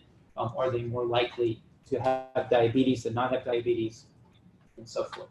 So we're not going to say, again, a lot more about individual participant data, but that's, again, a distinction to keep in mind. So this is a nice picture, I think, of the way to think about meta-analysis. So there's two schematics here, and there's two ways that we could combine data. So the rows here denote columns, denote studies, and the columns denote groups. So for example, the groups are treatments. Think of the blue as the control and the red as the treated.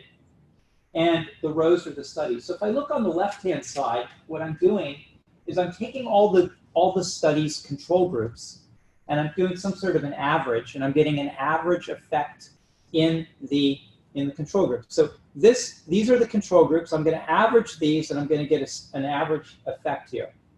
And I'm going to do the same thing in the treatment groups. So now I have an average effect in the control group, and I have an average effect in the treated group, and I'm going to compare those, and I'm going to get a difference. Right? So this is my meta-analytic comparison.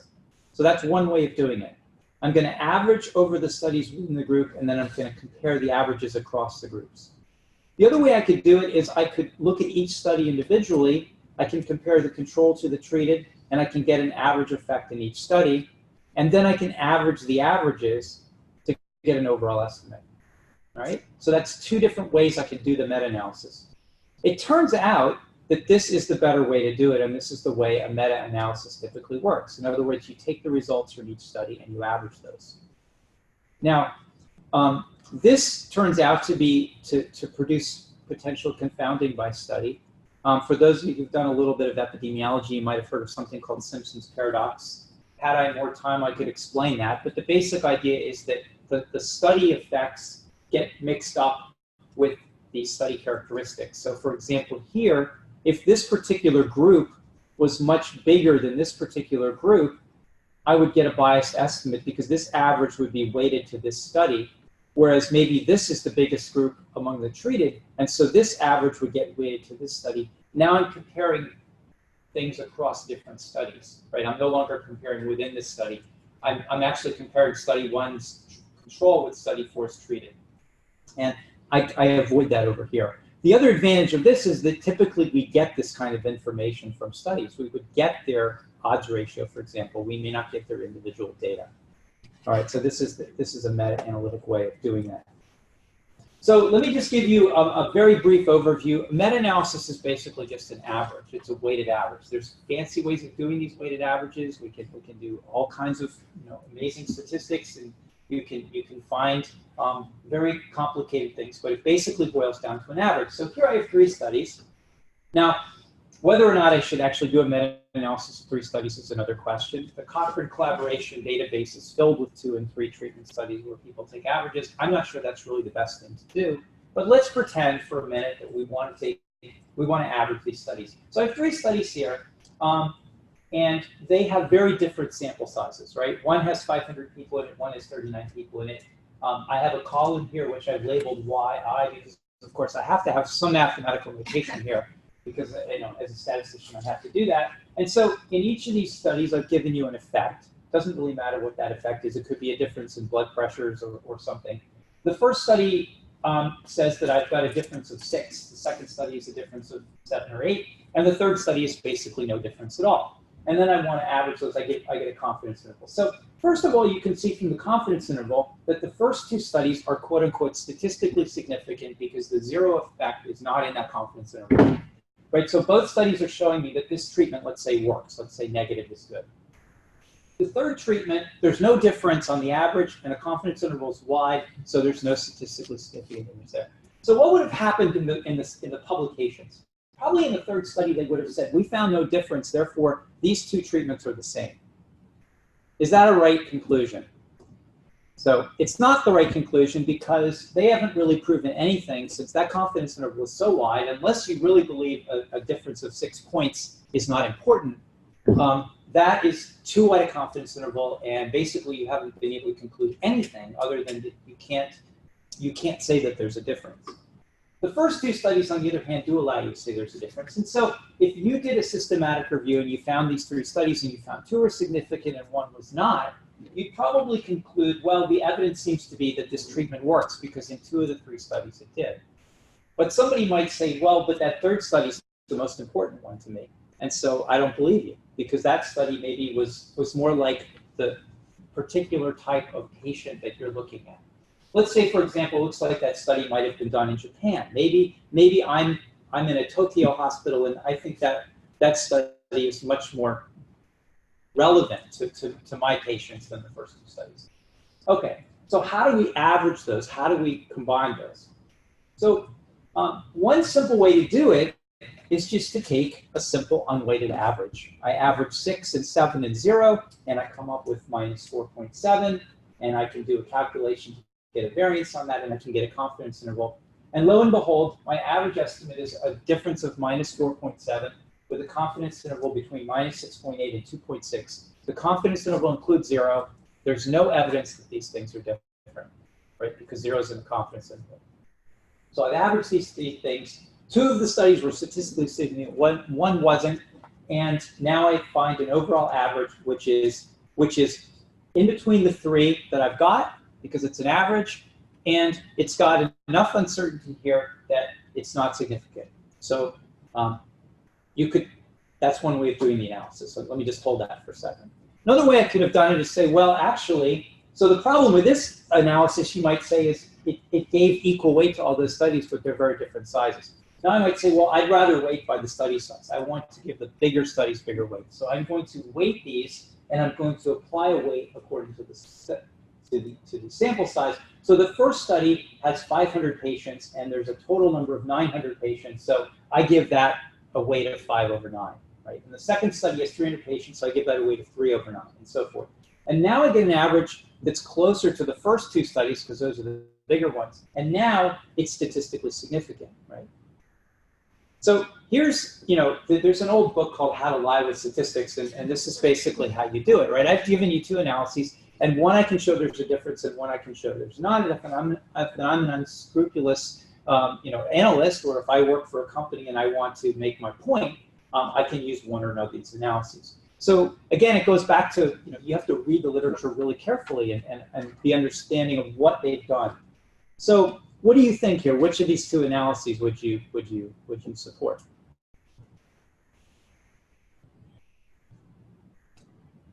The weighted one. The weighted one, why? Because it takes into account how big the sample was. Maybe Okay. the last study was underpowered. Okay, so that's a perfectly reasonable argument. A lot of people say that. Believe the bigger study. But on the other hand, I gave you this argument before that I'm in Japan, and so I believe the Japanese study more than the other study. So I'm going to talk to you about a couple of different ways that we could do an analysis, one of which will more favor the unweighted analysis and one of which will favor the more weighted analysis. And I'm going to try to put that into a context of why you might believe one compared to the other. All right, before I do that, Ian mentioned very early on the idea of a forest plot. So this is basically the fundamental graph in a meta-analysis. And so the way to look at this is all of the studies are ranked from top to bottom in some order, oftentimes chronologically, sometimes alphabetically, sometimes in no order at all. This is a forest plot of an old meta-analysis that looked at the effect of beta blockers, which are blood pressure medications that are used for heart disease. And so this was to prevent new heart attacks in people who have already had a heart attack. And so the way you look at this is on the bottom is a very small odds ratio scale running from, I can't even read it myself. I think it's 0.05 to 20, so it's on a logarithmic scale. The solid line in the middle here is the line is an odds ratio of 1. So basically, that's where there'd be no difference. And to the left of that favors the beta blockers, and to the right of that favors the controls. Now, what each of these little figures is here is the dot indicates the effect estimate in that study, in this case on the odds ratio scale, and the line indicates the 95% confidence number from that study. So if that line crosses the vertical line, that would indicate it's not statistically significant, right? So that particular study there is a fairly small study, and so the dot is fairly small because the dot is proportional to the sample size. And so this is a study that was not very informative.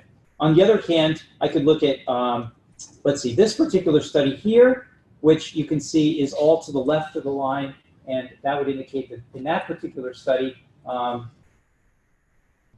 you have a significant result in favor of the beta blocker. So you can look down this and you can get a rough idea of where the data are, right?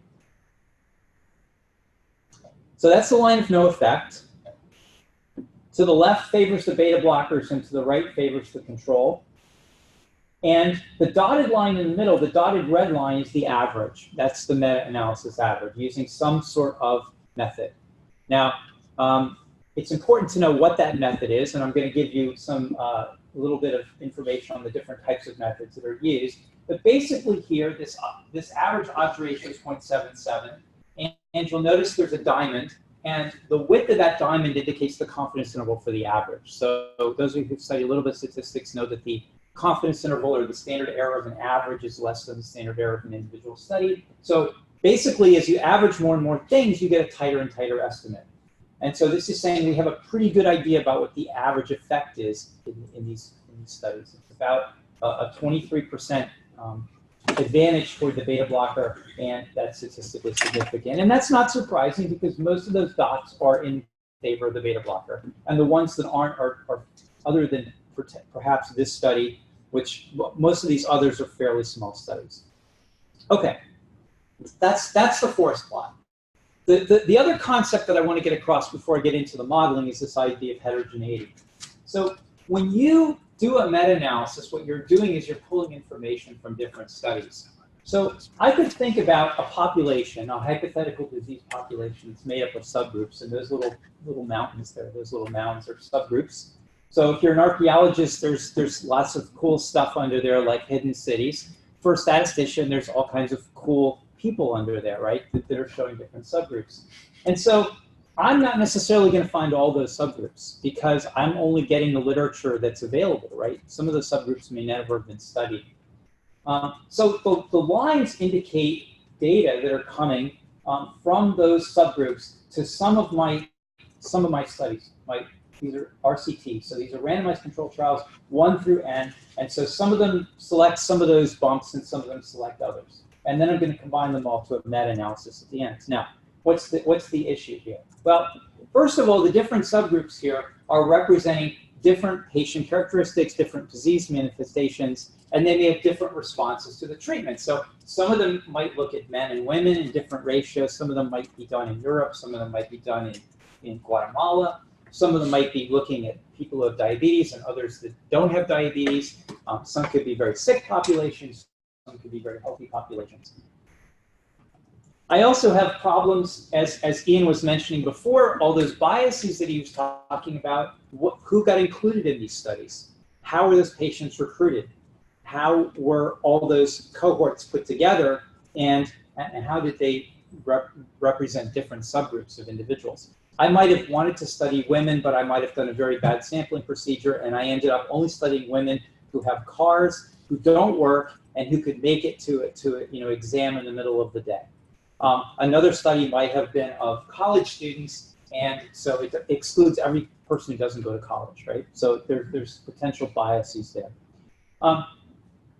Protocol differences here can arise in studies as well, right? So I can have different study designs that can have different flaws, right? So some of the studies might have not been randomized properly. They might have not had good allocation concealment. There might have been publication bias. And so different things are selected here.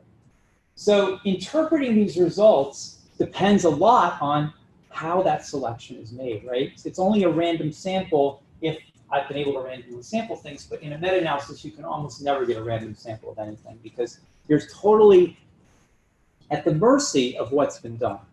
Okay, now, how do I deal with that heterogeneity? So I have a bunch of heterogeneous treatment effects from all these different causes, and I can do one of 4 things. I can ignore it and say, I'm just going to basically assume everybody's randomly sampled. Every study is estimating the same thing. We'll talk about the common effects model in a minute, and just go my merry way. I can try to estimate the heterogeneity, and I might say, well, there's a lot of heterogeneity here, and so I'm not going to make any kind of meta-analysis. I'm not going to do any kind of pooling. These studies are too different. I'm just going to report what they said. I can try to account for it, some kind of statistical model like the random effects model, or it can try to explain it by doing some sort of subgroup or regression analysis. So that's what I'm going to try to. I'm going to try to explain what each of these things are. Okay. So there are basically 2 ways of doing these analyses. Remember, I talked about the study level and the individual participant level. So there's a 2-stage model, which is what most of us do, which means we go to the initial study, we take their estimate, and then we average those estimates. So the first stage here estimates the effect in each study, and then the second stage combines those via some sort of weighting procedure. There's another approach which is typically used with individual participant data, but which can be used sometimes with some summary level data, where we put it all together into one model, and we do some sort of a multi-level model. For those of you who know some statistics, there are ways of estimating these things simultaneously. And typically, this is much more common when you're combining binary type data in 2x2 tables. But I don't want to go into details on that. Okay, so what's the common or homogeneous effect model? Let's pretend that we have 4 studies. Every study is estimating exactly the same thing, right? So this is the true estimate that we don't know, but we're trying to figure out. Now, we don't get that true estimate. Each study does a random sampling procedure, and each study potentially has a distribution of possible effects that we could get there. So each of those curves, which is a normal distribution, says that in each of those studies, we're estimating the same mean, which here is denoted by the Greek letter theta, and that's the blue dot. And then each study has its own variability. So you'll notice that this study has a wider distribution than this one, right? So it's got a bigger variance. So this variance here is bigger than that variance. So you don't have to know the technical details, but the basic idea is each study is estimating the same effect, but with different amounts of variability. Now, I don't get to see that distribution. I don't get to see the mean, and I don't get to see the distribution. I just get to see one realization from that distribution, right? So these are all the possible effects I could have seen in that study. I get to see one of them. So I get to see the blue diamonds, and that's what I get to see in my analysis, right? I get to see 4 estimates. From those, I have to figure out what the mean is. So if I believe that they're all estimating the same thing, the obvious thing to do would just be to weight them, and probably weight them according to their sample sizes, right? Because if they're all estimating the same thing, the one that's giving me more information is giving me a better estimate of the average than the one that's giving me a little estimation. So remember back to my original weighted analyses, the weighting by the sample size corresponds much more to this type of model, right? The studies that are bigger give us more information. And so then there's a bunch of ways that we can estimate this. I've put the formulas up there for you. We can estimate the mean. Here it's a weighted average. All that means is I'm weighting the individual estimates, the yi's by the weights wi. The weights typically are inverse variances. Again, don't worry about the details. And so we can come up with an estimate, and we can get a confidence interval. All right, the other model is called the random effects model. So in the random effects model, the studies are not all estimating the same thing.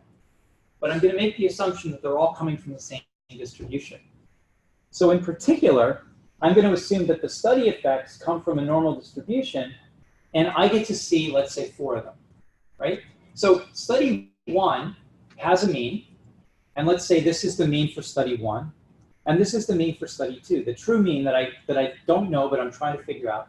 And those means are actually different because one study has more men than women, or it has more older people than younger people, or whatever. So this is my distribution of possible study effects. In some of the studies, the effects are big. In some of the studies, the effects are small. Again, I don't get to see those effects. They're each study, again, has a distribution. Again, it has a different variance. But now notice that these estimates are much more spread out because I have 2 types of variation now. I have variation within the study, and I have variation between the studies. So when I put it all together and I draw my estimates are much more spread apart because they're actually estimating a different mean for each study. But there's an overall mean of means. Right? So I might still be interested in the overall average, but remember that overall average now has 2 kinds of variation, within and between variation. All right. And so you can again do some estimates here. This is the same formula. The only difference now is that there are 2 components of variance. This is the variance within the study, and this is the variance between the study. And again, if you study meta-analysis, you'll learn ways of doing those estimates and figuring these formulas out. The takeaway message is that the confidence interval for a random effect is going to be wider than the confidence interval for a common effect because it's got 2 sources of variation. So you're going to be less sure about the answer. This corresponds much more closely to the unweighted average because this component of variation, this between variance component, is common to all of the estimates, right? And so therefore, if I have a lot of between study variability, if I believe that those 4 studies are all really different from each other, and I want the average of those studies, it makes more sense to give each study the same weight, right? Because I don't want to say, well, the bigger studies should be believed more, because let me take an example. Let's say I have one study in Japan, I have one study in China, I have one study in the United States, and I have one study in Brazil. And I want the overall worldwide average. Just because the Japanese study is biggest doesn't mean I want to give it more weight. I might want to weight all 4 of those equally. Okay, so this is another type of graph. This is called a cumulative meta-analysis graph. The difference here is that we have the forest plot on the left, but we have a cumulative estimate on the right. You can cumulate any way you want. Typically, people accumulate by time. This just says basically that if I look at this first study, here's the average estimate. And as I add each study sequentially, that estimate moves. And it moves according to however these studies are ordered. In this particular case, if I look at the top few studies, you'll see that this average is closer over here. And as I go down, this average moves, right? And it turns out that if I break this up into these 4 groups, this corresponds in this particular meta-analysis, which is looking at mortality of using thrombolytic agents for heart attacks, it corresponds to how long it was for those people to get treatment. So people who got treated really quickly, the effect was different from people who got treated much longer. And it's hard to read here, but basically, if you get treated quickly for a heart attack, you're much more likely to survive than if you get treated later on. And you can see that if we look here at a graph, the odds ratio, which is favoring treatment, favoring saving lives, is much bigger. The effect is much bigger if you're treated quickly. If you're treated within 3 hours, you reduce mortality by 30%. If you treat more than 10 hours, there's very little benefit at all.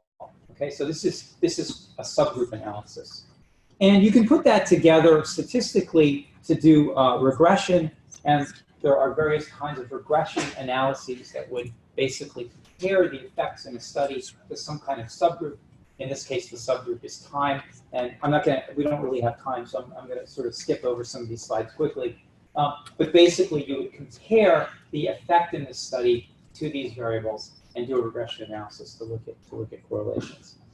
Okay, and there are various kinds of factors you can look at in a meta-regression. You can look at factors that vary at the study level, like was the study blinded, was it randomized, what was the mean age of participants, or you could look at variables at the subject level, like what was the person's age, what was their gender, and so forth. Okay. I want to again, we're pretty much toward the end, and I do want to get to the wrap up. So I'm gonna skip over a lot of this stuff.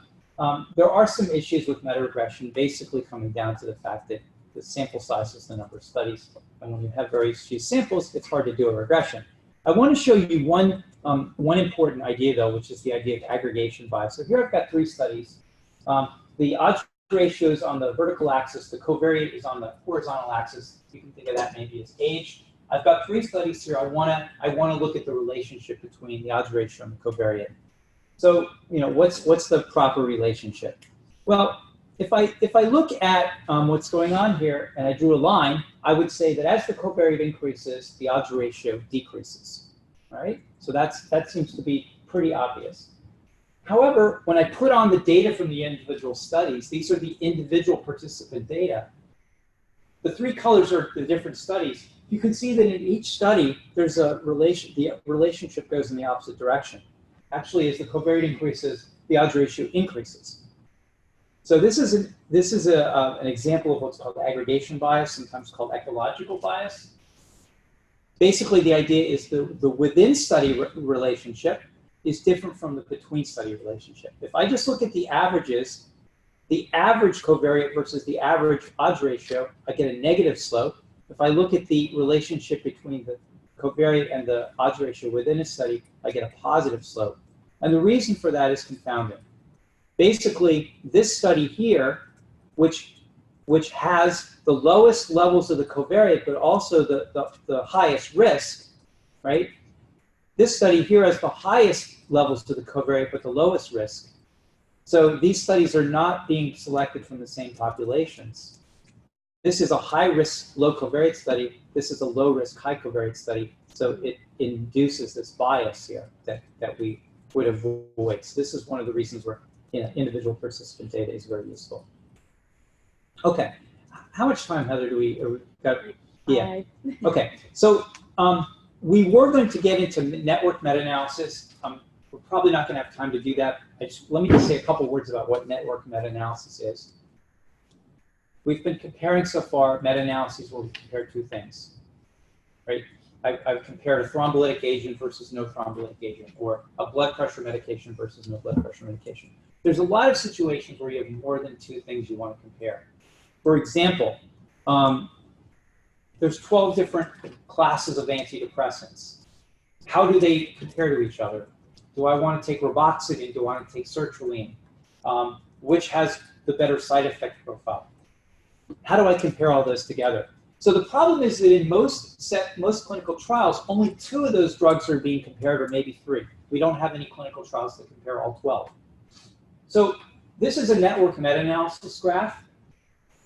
Every line connects 2 treatments, and if the two treatments are connected, that means there was a study done comparing those 2. If the line is very thick, it means there were a lot of studies done with that comparison. But you'll notice that there are some comparisons here that are not compared. For example, the duloxetine and fluvoxamine at 9 o'clock and 3 o'clock here, there's no line connecting them. That means they've never been compared in a study. So how can we rank these treatments if some of them have never been compared? Well, that's what the idea of network meta-analysis is. Basically, what it says is I can combine the direct evidence from studies that compare treatments directly with the indirect evidence coming from studies that haven't been compared directly. So, for example, if I want to compare these 2, I can note that both of them have been compared to paroxetine. So let's say this comparison favors duloxetine and this comparison favors paroxetine. That means that duloxetine is better than paroxetine, but paroxetine is better than fluvoxamine. Therefore, by sort of association, I can say that the duloxetine is probably better than the fluvoxamine. That's called an indirect comparison. And so what network meta-analysis does is it's a set of statistical techniques to, under certain assumptions, combine that indirect evidence with the direct evidence to get a ranking. And you can therefore rank the treatments. And so there's a lot of details that we can certainly do a whole course, and in fact they do whole courses, whole day courses on network meta-analysis. There's lots of assumptions that you have to make. One is that associative property holds. Another is that these things can all be combined together into a network. For example, let's say that these comparisons are done on children and these comparisons are done on adults. They may not be combinable. Right, that's the assumption of exchangeability, which is true in any meta-analysis, but it's really, really important in network meta-analysis. And so you will find these kinds of analyses all over the literature now. They're very, very popular, but just keep in mind when you're looking at them that they do rest on these assumptions. Any complex statistical model has lots of assumptions behind it. It's important to know what those assumptions are. If we had more time, we could go into that in detail.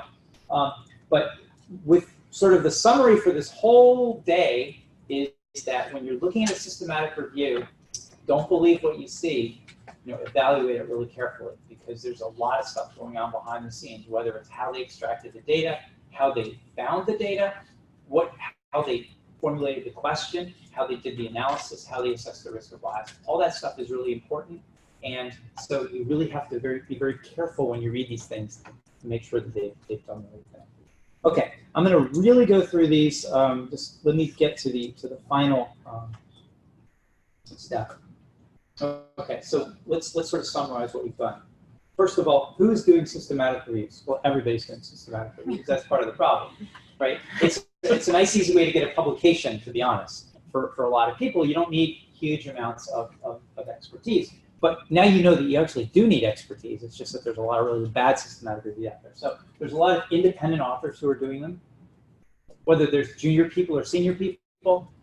There's a lot of companies that are doing them. The Cochrane collaboration is an international collaboration that has thousands and thousands in their library, has like 30 or 40,000 people doing these things for free. Who knows why they're doing them for free, but they are. They're devoting their time. There's a lot of professional societies. Ian mentioned AHRQ. We have a practice center, the Evidence-Based Practice Center at Brown, part of the Agency for Healthcare Research and Quality, AHRQ Evidence-Based Practice Centers program. So we do reviews for the government. In the UK, the NICE, the National Institute for Health and Care Excellence, does reviews for the British healthcare system to try to decide what they should pay for. In Germany, there's a similar group. They're all over the world now. And there's lots of businesses that do these too, right? So there's a lot of CROs out there that do network meta-analyses or meta-analyses for companies, for individuals, for hospitals, and so forth. So as I said, Cochrane is one of the big organizations. You can go to their website. They have a nice library. It's available through Brown. You can get any systematic review you want. They have a lot of educational tools. They have an annual colloquium every in the fall, which brings in thousands of people. I think it's in Santiago, Chile, if you want to travel this year. It's in September. So that's or September, October usually. The AHRQ Effective Healthcare Program is another good thing to check out. They have a lot of reports. Basically, they're commissioned for the government. For example, like how good is it to eat blueberries or omega-3 fatty acids, or Ian, what are some of the other ones we're working on these days? So the example I use in substance use disorders in adolescents. Okay, so it's it's not just what makes you what you should eat. It's what what drugs you should take or what exposures you should avoid and so forth. Lots of interesting questions there. So at Brown, the Center for Evidence Synthesis and Health, which we are all part of, which is on the 8th floor of this building, we do these kinds of things. We have the Evidence Synthesis Academy, which is being funded by a grant. You can go to our website there and pull down lots of information. And we're particularly focused on educating people who don't have technical backgrounds.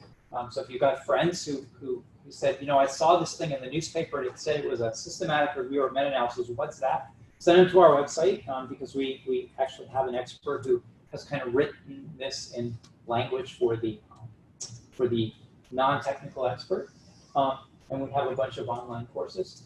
We also have we also conduct a lot of research, and so we have a lot of examples of evidence syntheses in different contexts, and we do contextualization and decision and mathematical modeling. So if you're interested in any of these kinds of things, just contact us, and we'd be happy to work with you on that. This is the list of the 13 or 14 EPCs around the country that we're part of. Here are some of the reports that we've done. So we've looked at the relationship between vitamin D and calcium intake in different diseases, looking at breastfeeding outcomes, testing for cancer, looking at core versus biopsy in cancer studies for breast cancer and so forth. Again, our website has this, the AHRQ website. There are also nice examples of what goes into a systematic review. So these reports are hundreds of pages. They have lots and lots of tables. So if you want to say, well, Ian was telling me all about these risk of bias tables. What does one of those look like? You can look there.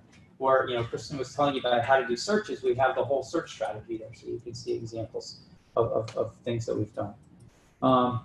Here's some other reports that we've done as well. You can see there are lots and lots of different ideas. So going back to this picture that we showed in the beginning, one of the things that we've tried to do and others are trying to do is trying to make this process easier. We're trying to automate this process. So for example, when you're doing abstract screening, couldn't a computer just do that for you if you taught it? So we have some packages out there that will do semi-automated abstract screening. You can check our website for it. It's called Abstractor. We also have people who are working on ways of extracting the data through machine learning, and also software for doing meta-analysis.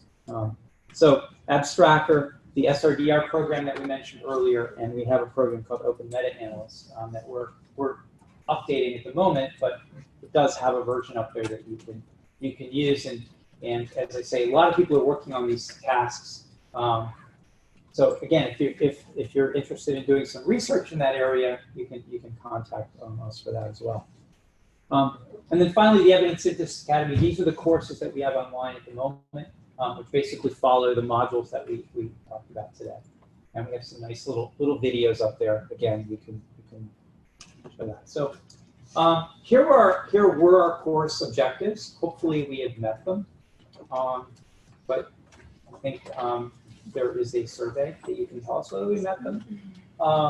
So hopefully now you're able to figure out and understand why you need and how you can use systematic reviews and meta-analyses.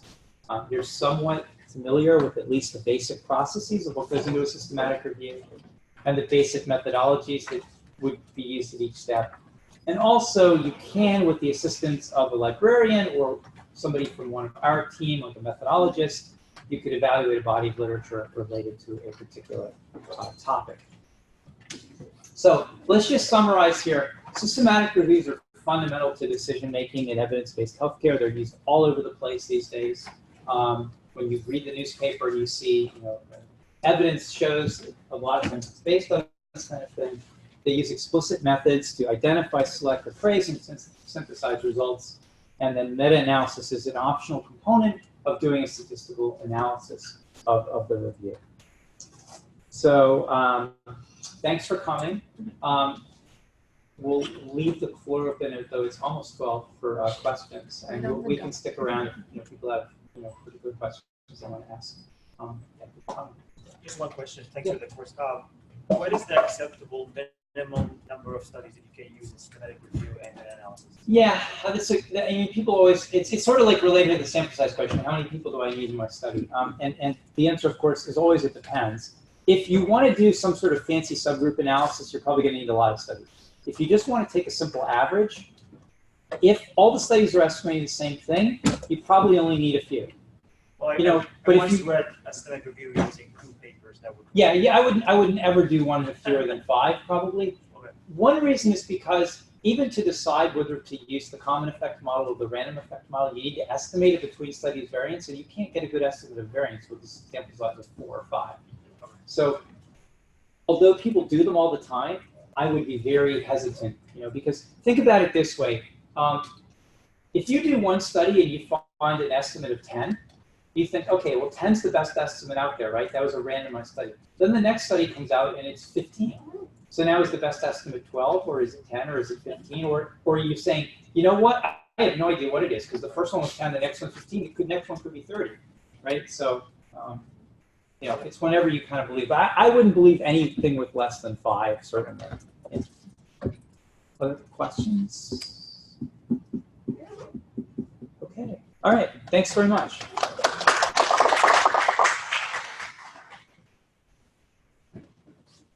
Great. Yeah. Yeah.